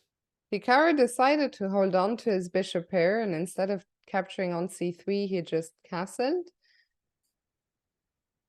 And Sam continues with the plan. And suddenly the computer likes white, I guess because of the weakness of these white light squares, or? I don't get it.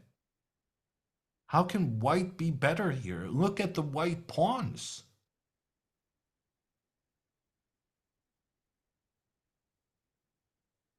How can a computer say white is better? I'm so surprised. Rook a8.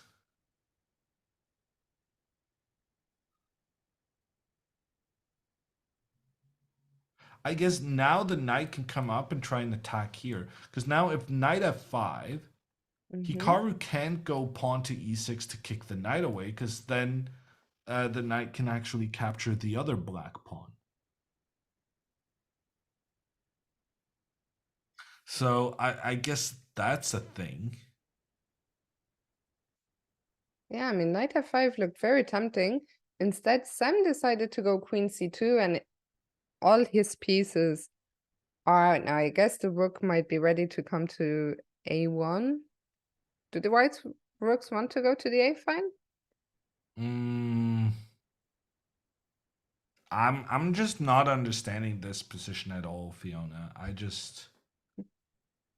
You're think not black alone. is better, but computer says white is better. I'm confused. Can Hikaru try and push the pawns up in the center? That seems kind of nice. Pawn e6 and then pawn d5. Apparently this is not good. Capture, capture.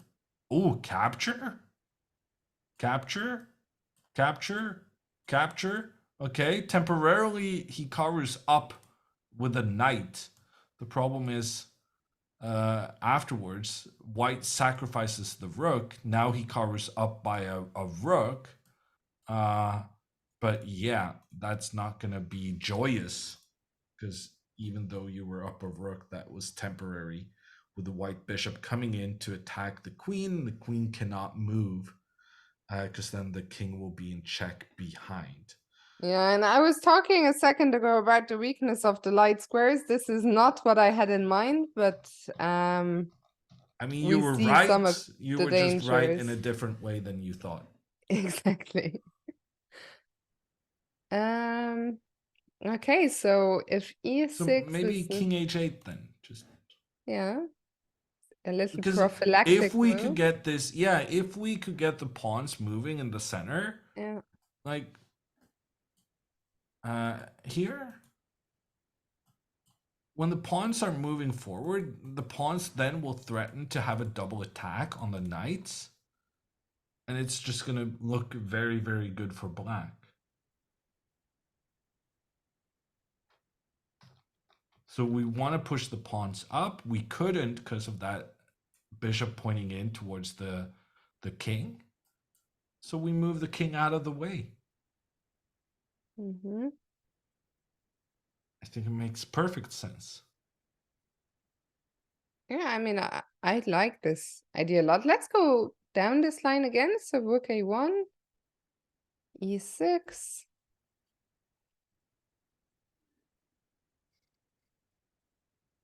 Computer suggesting pawn to f4. And the idea is to, after d5. Yeah, it creates a square for the bishop. So when we push up in the center, then the white bishop is able to get to the square where the white pawn was earlier. And then this pressure on the diagonal is very unpleasant to face. I see this comment in the chat. Fiona looks confused. I mean, chess 960 is very confusing. No wonder. No wonder I look confused. Hikaru spent quite a lot of time after queen c2 and decides on rook c8. What's rook c8? Maybe he's going c4. That's my best guess. But c4 is a bit disappointing because earlier we had the option of moving our knight to c4. So in general, you don't want to put pawns on the squares where you could have a good knight, a good piece.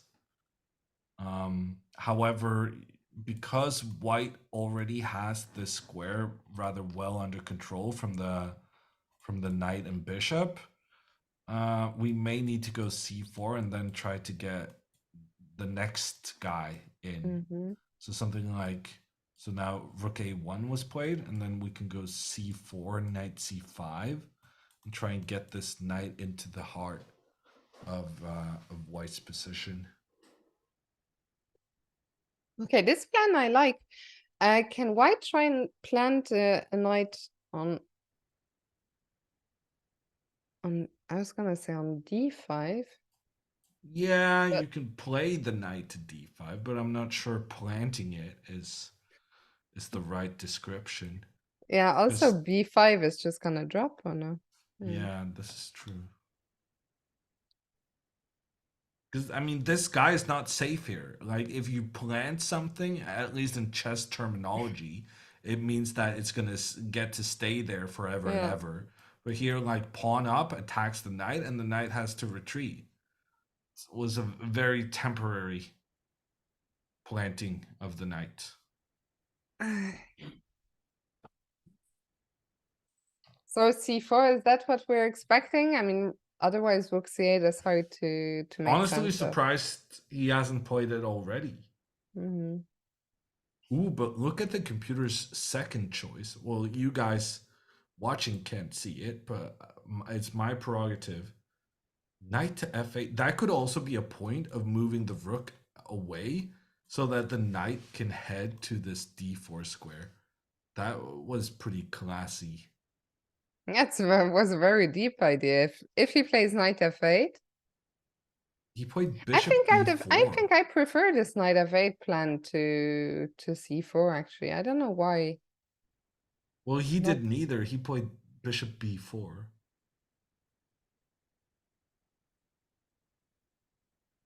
hey, but then rook c8 remains a mystery for now. Well, rook a1 didn't look very impressive, if I'm honest. Rook a1 I thought was strange, but it was the computer's suggestion. So Hikaru saying now that rook a1 comes, he just wants to trade the rooks. So he wants to make this trade, and then he'll get another rook and try and make a second rook trade. But what about rook to a6? Because now this rook gets protection from both the bishop and the pawn. Can we not take and argue the pawn will be weak on a6? I mean, sure, you can argue that the pawn is going to be weak, but what if it's strong? If it's strong, it's only 2 squares away from becoming a new queen. Yeah. The So computer it's a is very arguing that I'm committal. an idiot, basically. Yeah, well, I mean, it wasn't obvious that you were an idiot, but Yeah. it's a very committal decision allowing the opponent's pawn to keep progressing. Because right now, this pawn is nothing. The black knight is standing in its path. This pawn is not going anywhere. But by making the trade between the rooks, you're allowing the pawn to kind of sidestep the knight's blockade, and the pawn is moving forward, and the pawn is attacking the queen. It's a lot of ands in one move. Yeah. And Sam does go for rook a6. So Okay, what so Hikaru can do is play the c4 plan we talked about earlier, because that blocks the bishop's influence to the rook. But of course, then Sam will double the rooks. yeah, but now we also get this nice square on c5. The knight hops there with a tempo. Yeah, this is true. Okay, so Hikaru's gonna play this for sure. And he has 100%. c4 is on the board.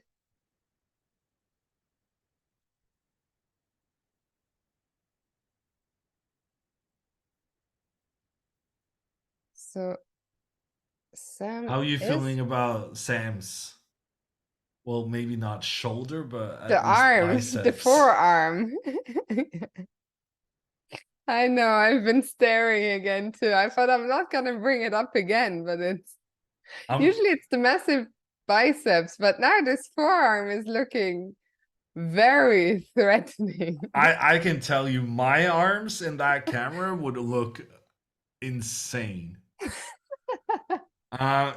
Wow, Sam doesn't move the other rook over to support. Instead, he starts an attack, moving his knight forward, attacking the unprotected pawn on e7. Hikaru very quickly moves his king over to keep that pawn protected. And there's still the tension between the rooks on the side.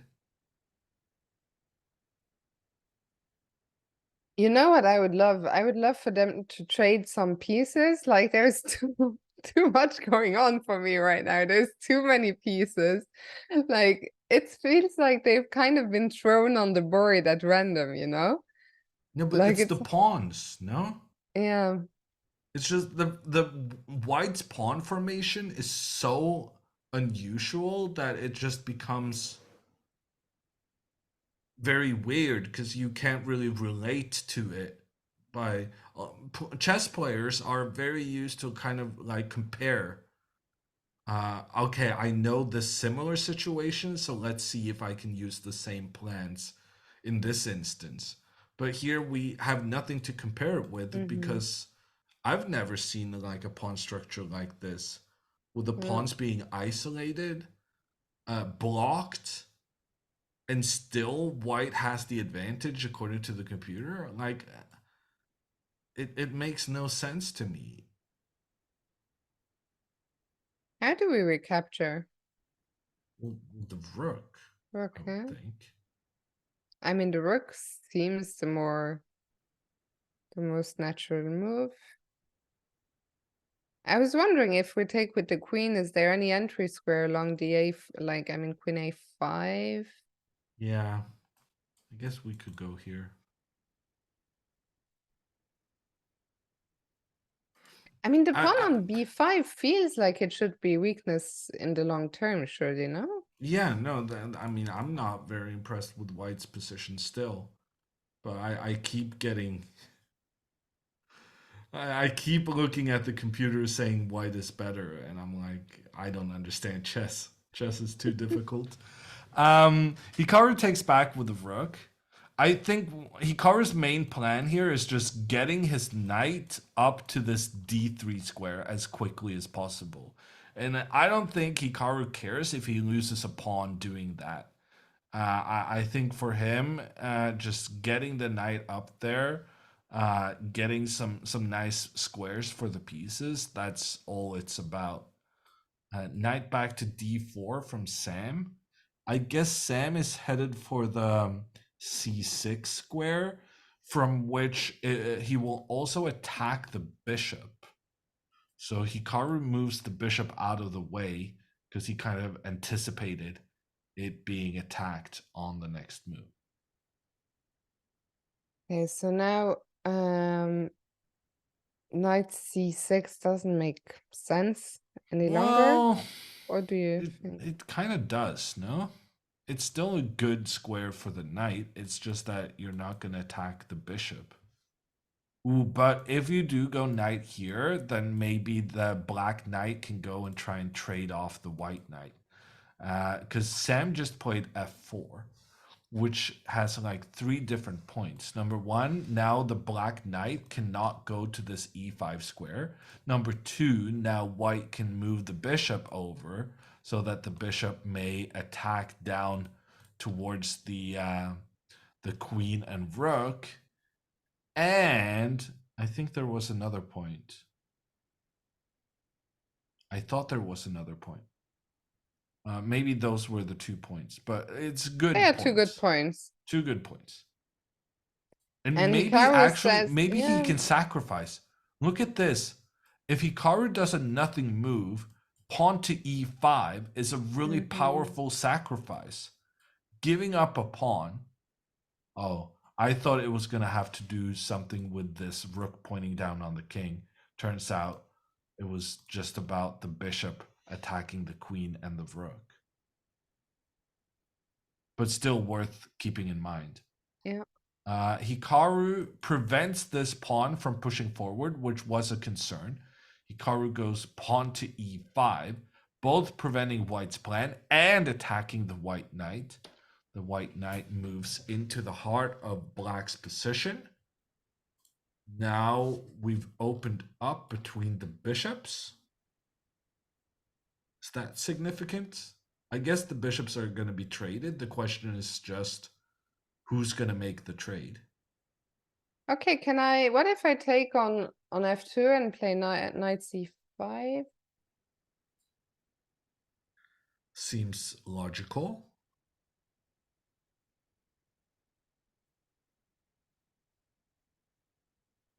This knight is kind of annoying, I gotta admit.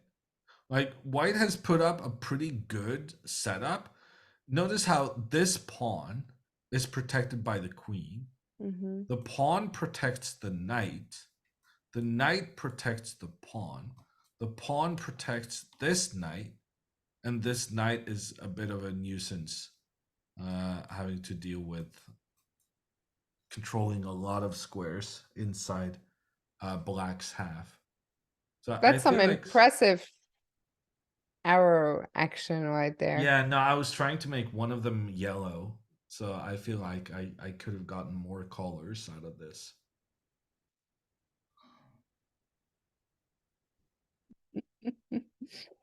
Hikaru is still thinking. I mean, I agree with you that the knight, at first I thought, what's that knight doing on c6, you know, just looking at nothing. But it is restricting. I mean, it is, yeah. It's such a classic thing, right? It's not attacking anything, but it is preventing the queen from going to a7. It's preventing, oh God, what did I do? It's preventing the rook from going to d8. I think we have to make it a bit smaller, actually. Okay.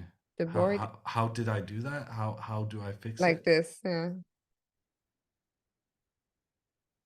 Oh gosh. Okay, stop. I stopped. Tiniest bit more. Tiniest? Yeah. Right? Is that okay? Tiniest bit more. Well, I just did the tiniest bit. Yeah, I think now it's perfect. Okay. Okay, Hikaru made a decision. Knight to a4. What is this? That knight is not protected. That knight is being attacked by two pieces and only being protected by one. Shocking move from Hikaru. But if Sam captures that free knight, apparently that's very good for him. Because after the trade, the black queen will come up, capture the white pawn, and have a double attack on the two knights. And there's nothing you can really do about it. So that's really good for Hikaru. Knight a4, what a move. And that actually goes to show that the whole kind of coordination with all these pieces protecting each other up the board, that was not a moot point. Like, that was actually what Hikaru was trying to figure out, how he can break up the protection white had coming down the board. Yeah, and okay, what is, our threat is just to take on c3 and take on b5, right? Yeah. And we already saw that knight takes a4 is bad. So how do you react?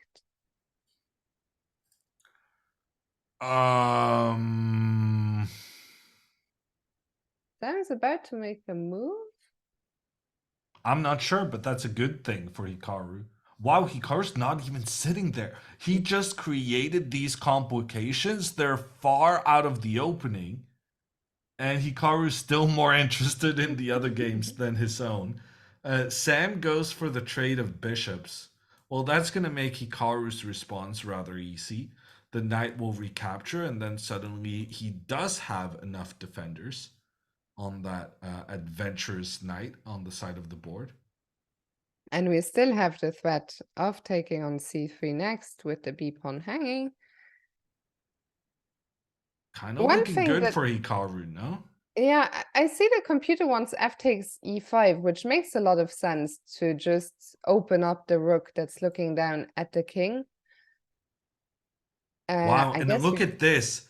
After the recapture, White can sacrifice their knight in the center of the board, and if that knight is captured, then the benefit of having the rook pointing down on the bishop and on the king reveals itself. Bishop takes c4. The bishop, together with the rook, pointing down. The black bishop cannot capture white's bishop because then you're going to allow the white rook to give check on your king. This is actually a winning position for white, having sacrificed a knight, but getting the rook and bishop to work so nicely together. And this might happen. Sam has captured on e5, and right now this is scary for Hikaru. Yeah, this is really scary. I mean, surely you can take, you can take with the f pawn because then there's just bishop No. takes c4 Yeah, no, immediately. that's not gonna be okay. So, and can you get away with not capturing at all? Surely not. No, I mean, if you don't capture, this pawn is just gonna keep taking away the protection that the black king has. So But I think Hikaru you is have to thinking. capture, and then after the sacrifice, apparently here black should capture the knight. But how does that make a difference? The queen will just recapture. And apparently now Hikaru can take on e5, but why is this not a complete disaster? Wow! Oh my god, Hikaru's never gonna see this. Knight to e6. What a move! The knight blocks the bishop's attack against the black bishop, but the bishop can just capture the knight, you would think, because the black bishop is still pinned. You cannot recapture. But it turns out this is actually winning for Hikaru, because then you get the double attack with the queen coming in, check on the king. The king has to hide, and then the queen comes in to recapture in the This is center. insane. Yeah, no, Hikaru's in big trouble now. Yeah. Let's go back to the current position. Hikaru's gonna have to work some magic here to get out of this, because this was surprisingly dangerous. Out of, like, I've been a big fan of Hikaru's position pretty much throughout the game, but the computer kept insisting that white actually had decent chances, and now Sam Shankland is showcasing one of the reasons why the computer was completely fine with white's inferior pawn structure, because there are attacking chances against the black king. I see chat is asking, is that impossible to find? Remember, you have to find it from this position. I think that's the tricky part. You can't just go down that line and think, oh, it'll be fine. I mean, if you don't see it here, you can't enter that line, because if it wasn't for knight e6 followed by queen b6, you're just lost. So I don't think it's impossible, but I do think it's very tough. And in fact, Hikaru did not capture on e5.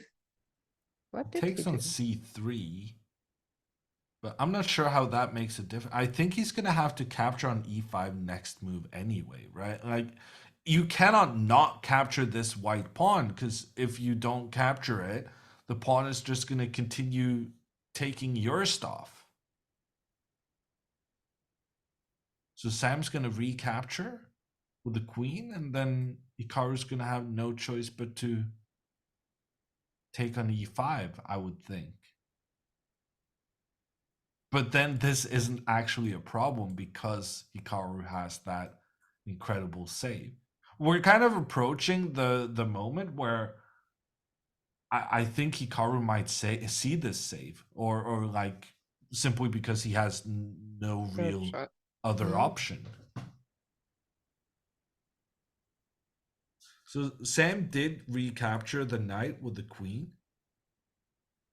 Hikaru has some. Well, this is not good for Hikaru. He does have some other options. He But he does took on take on e5. e5. Great move by Hikaru.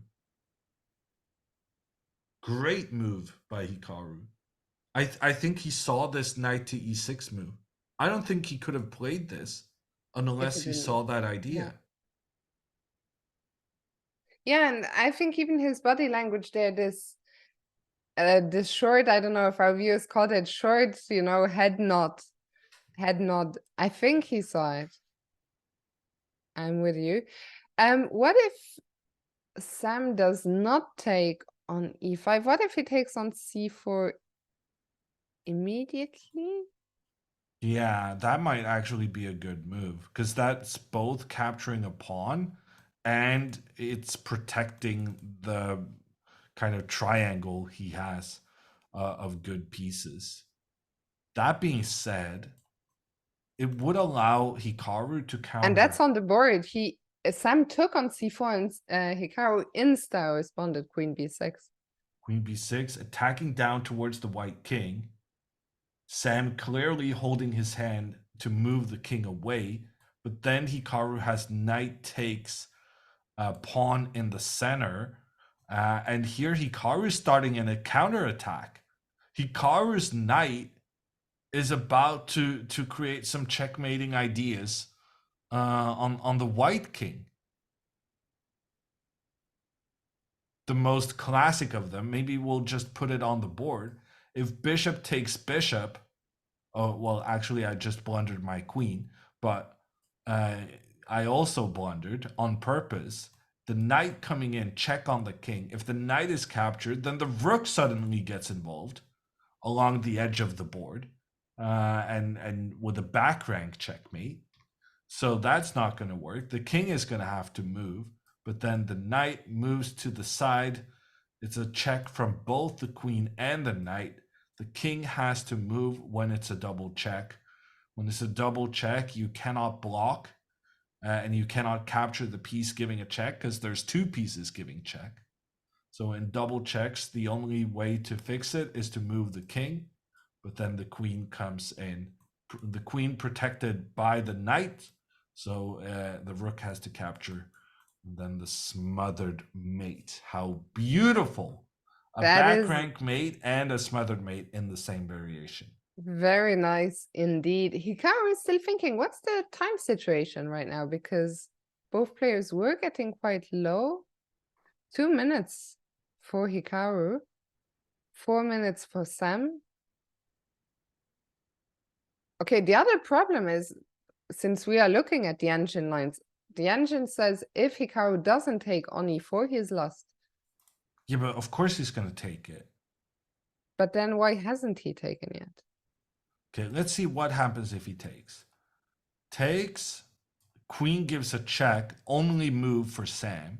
The idea is that if the king moves away, then the bishop takes and gives a check. Now, the variation we looked at earlier, when bishop takes bishop, then we had the checkmating attack. But we can't do that here because our king is in check. And when we take the white bishop, the white queen can capture our knight. And that's why when this happened, Hikaru did take on e4. Sam did give a check with the queen. Hikaru had to block this check with his queen. That being said, so now Hikaru's going to lose a pawn. So they're going to trade queens. They're going to trade bishops. And here, if not for the fact that the rook is pointing down on the king, Hikaru would have good chances to win. But because the rook is pointing down on the king, Sam has the option of capturing the pawn in the center, giving a check on the king, and we cannot capture that knight because of that rook with the pressure. So Hikaru is about to be down a pawn in an endgame, but I'm fairly certain he's going to manage to make a draw. So takes. Sam doesn't really have a choice.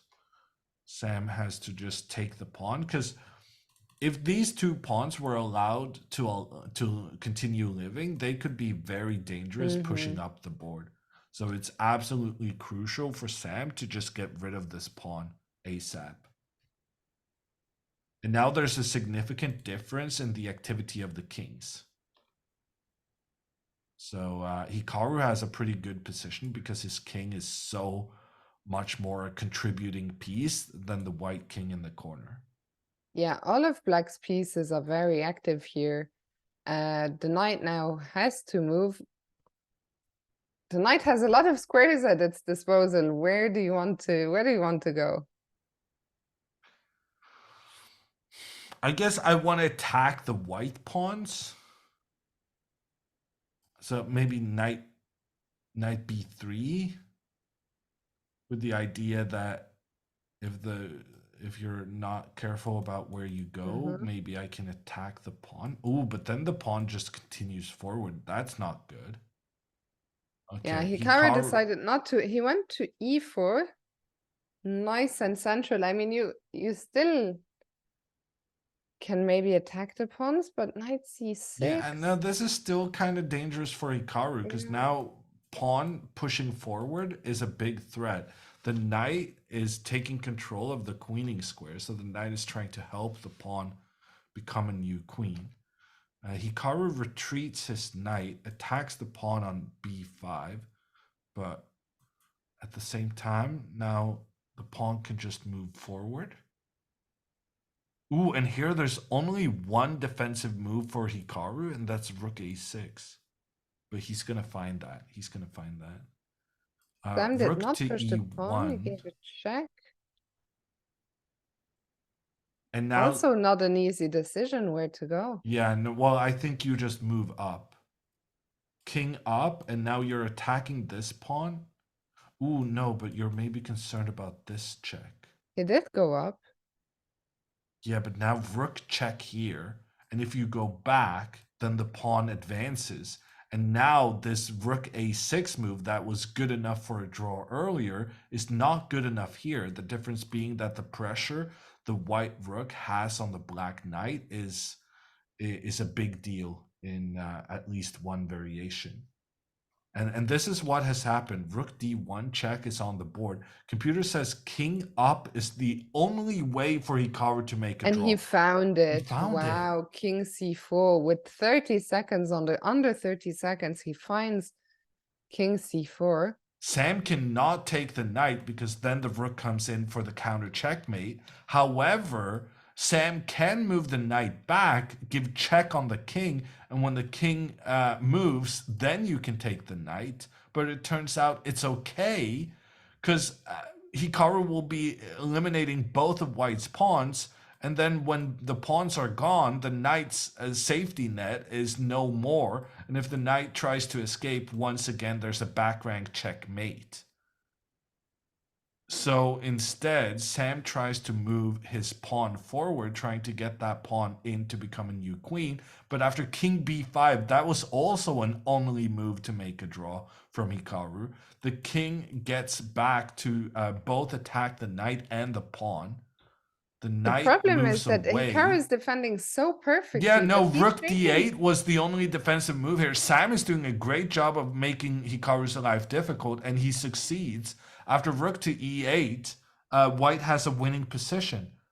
Wow, I thought Hikaru kind of had it under control, this endgame, but it was way more difficult than I initially thought. And Sam did a great job of creating problems repeatedly. And in the end, Hikaru does falter. Now, after b7, Hikaru will not be able to stop this pawn. Knight to e4, trying to go for the double attack, the fork on the king and on the rook, but that's easily avoided.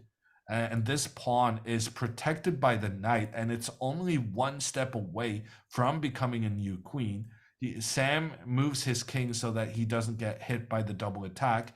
Hikaru moves his king back. Sam comes up. Sam now defends his very crucial pawn with both a rook and a knight. The question becomes, can Sam take control of the queening square? Hikaru runs away with his pawns on the left-hand side, but now Hikaru's down 2 pawns in addition to having to deal with this monster of a pawn on b7. And Sam just plays g3. I think it's a very sensible move, just giving that king some breathing space. And I mean, how do you ever dislodge that formation that Sam has going? I guess he's just gonna bring his king. Now the king is making its way up the center of the board. Oh, actually, he changed Oh. his mind. He played king g2.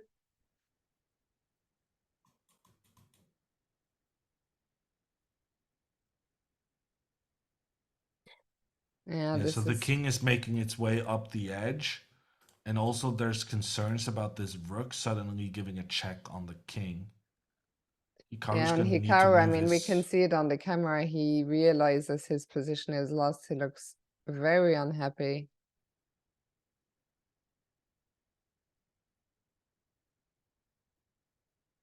And I think, yeah, we're seeing the final Yeah. moves here. The knight is coming into the c6 square, and Hikaru very disappointed with that. Spoils what was really a good day. Like, out of the opening, Hikaru had such a good position here. And I think that's part of the reason why he's so upset with himself. That he almost took the lead on this day too, just through he won against Fabiano in really good fashion. He had this fascinating game against Sam Sevian, and he got such a good opening against Shankland that he was about to go from a tournament that was, okay but nothing amazing, to really just getting the head start for the tournament victory before the last day. But this game just ruined everything, and you could see the frustration in his reaction as he resigned, that he felt like this was a big missed opportunity, Yeah, and and it this was. it really was a tough loss for Hikaru. Let's see the game between Fabiano Caruana and Gary Kasparov, which is still going on. The only game, actually, all games have ended decisively. Levon Aronian beat Jeffrey Zhang, Sam Sevian beat Robson, and as Wesley So beat Dominguez. This is the last live game with Fabi trying to convert his extra exchange. Yeah, very interesting position. Normally, when you lose your final pawn, that means you don't have a chance to win the game. But because Fabiano has 2 rooks working together, there are some ideas here of a checkmate. The rooks really limiting the options for the king. Gary now running his king over to the left side so that he prevents the staircase checkmate. And what is happening now? Ooh, knight e4 and rook e6, threatening checkmate and threatening the rook. Nah, the knight. That's game over. Turns out you can win in chess without pawns, but it definitely helps having 2 rooks work together against a lone undefended king. Yeah, Gary tries rook, king b8, but the rook can just move Well, anywhere. anywhere really, yeah. Yeah. And that is going Checkmate to be next. that. Yeah. Well, you can avoid the checkmate, but then you lose your knight. Fabiano wins the game, takes down Kasparov. And before today, Fiona, you talked a bit about what are your expectations for the day. I said, will we see a surge from Hikaru? And well, we kind of did, but then it got ruined by losing that final game, a game where frankly he had rather good chances to win during the course of it. But my other comment was Gary Kasparov. Would he be able to keep the lead in the tournament? And frankly, he's playing great chess, but he's too slow.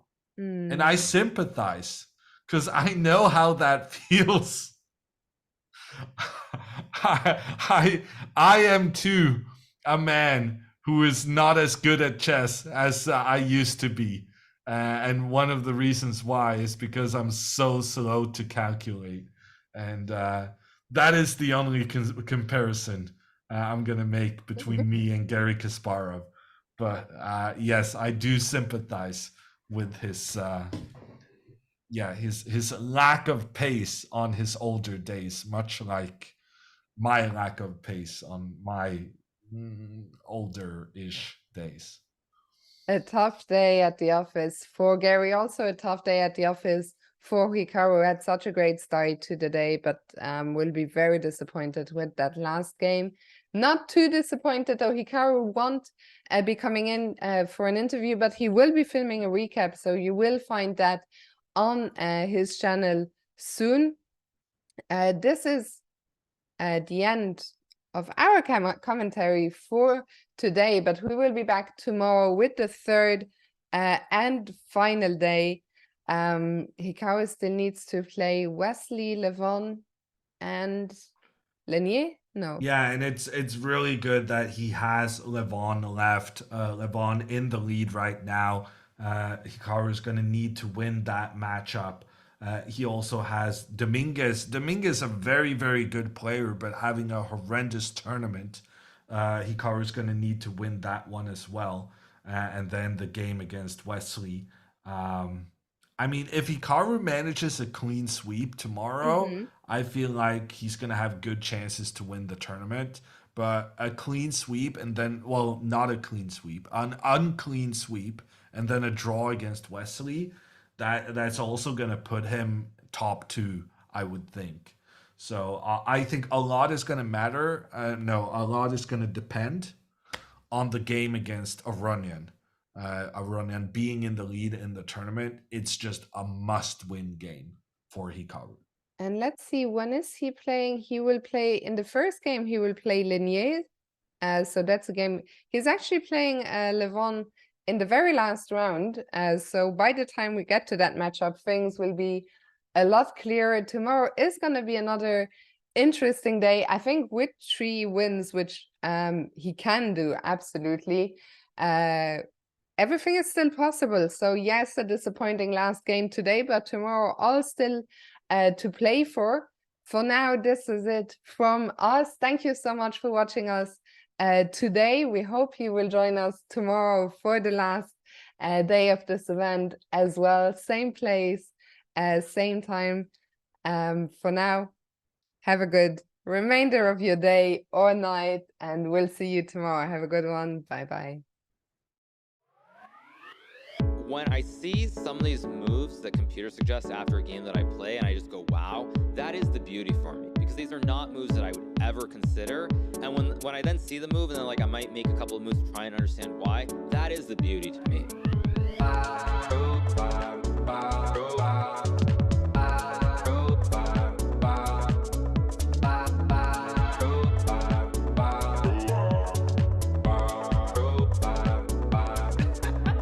I feel like playing chess, and I feel like hoping. I feel like playing chess, and I feel like streaming.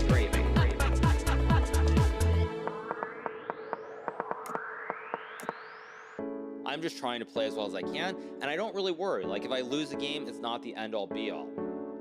I'm not naturally talented, but if I don't get something, I try to figure out, why don't I get it? What am I doing wrong? Over and over and over again.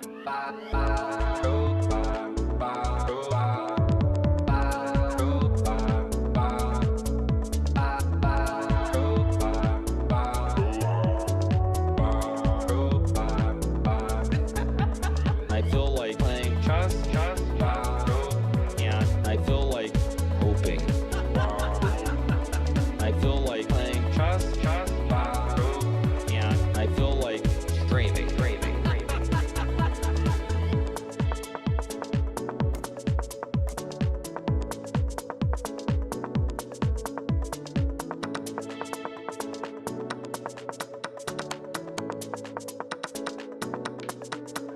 Bye.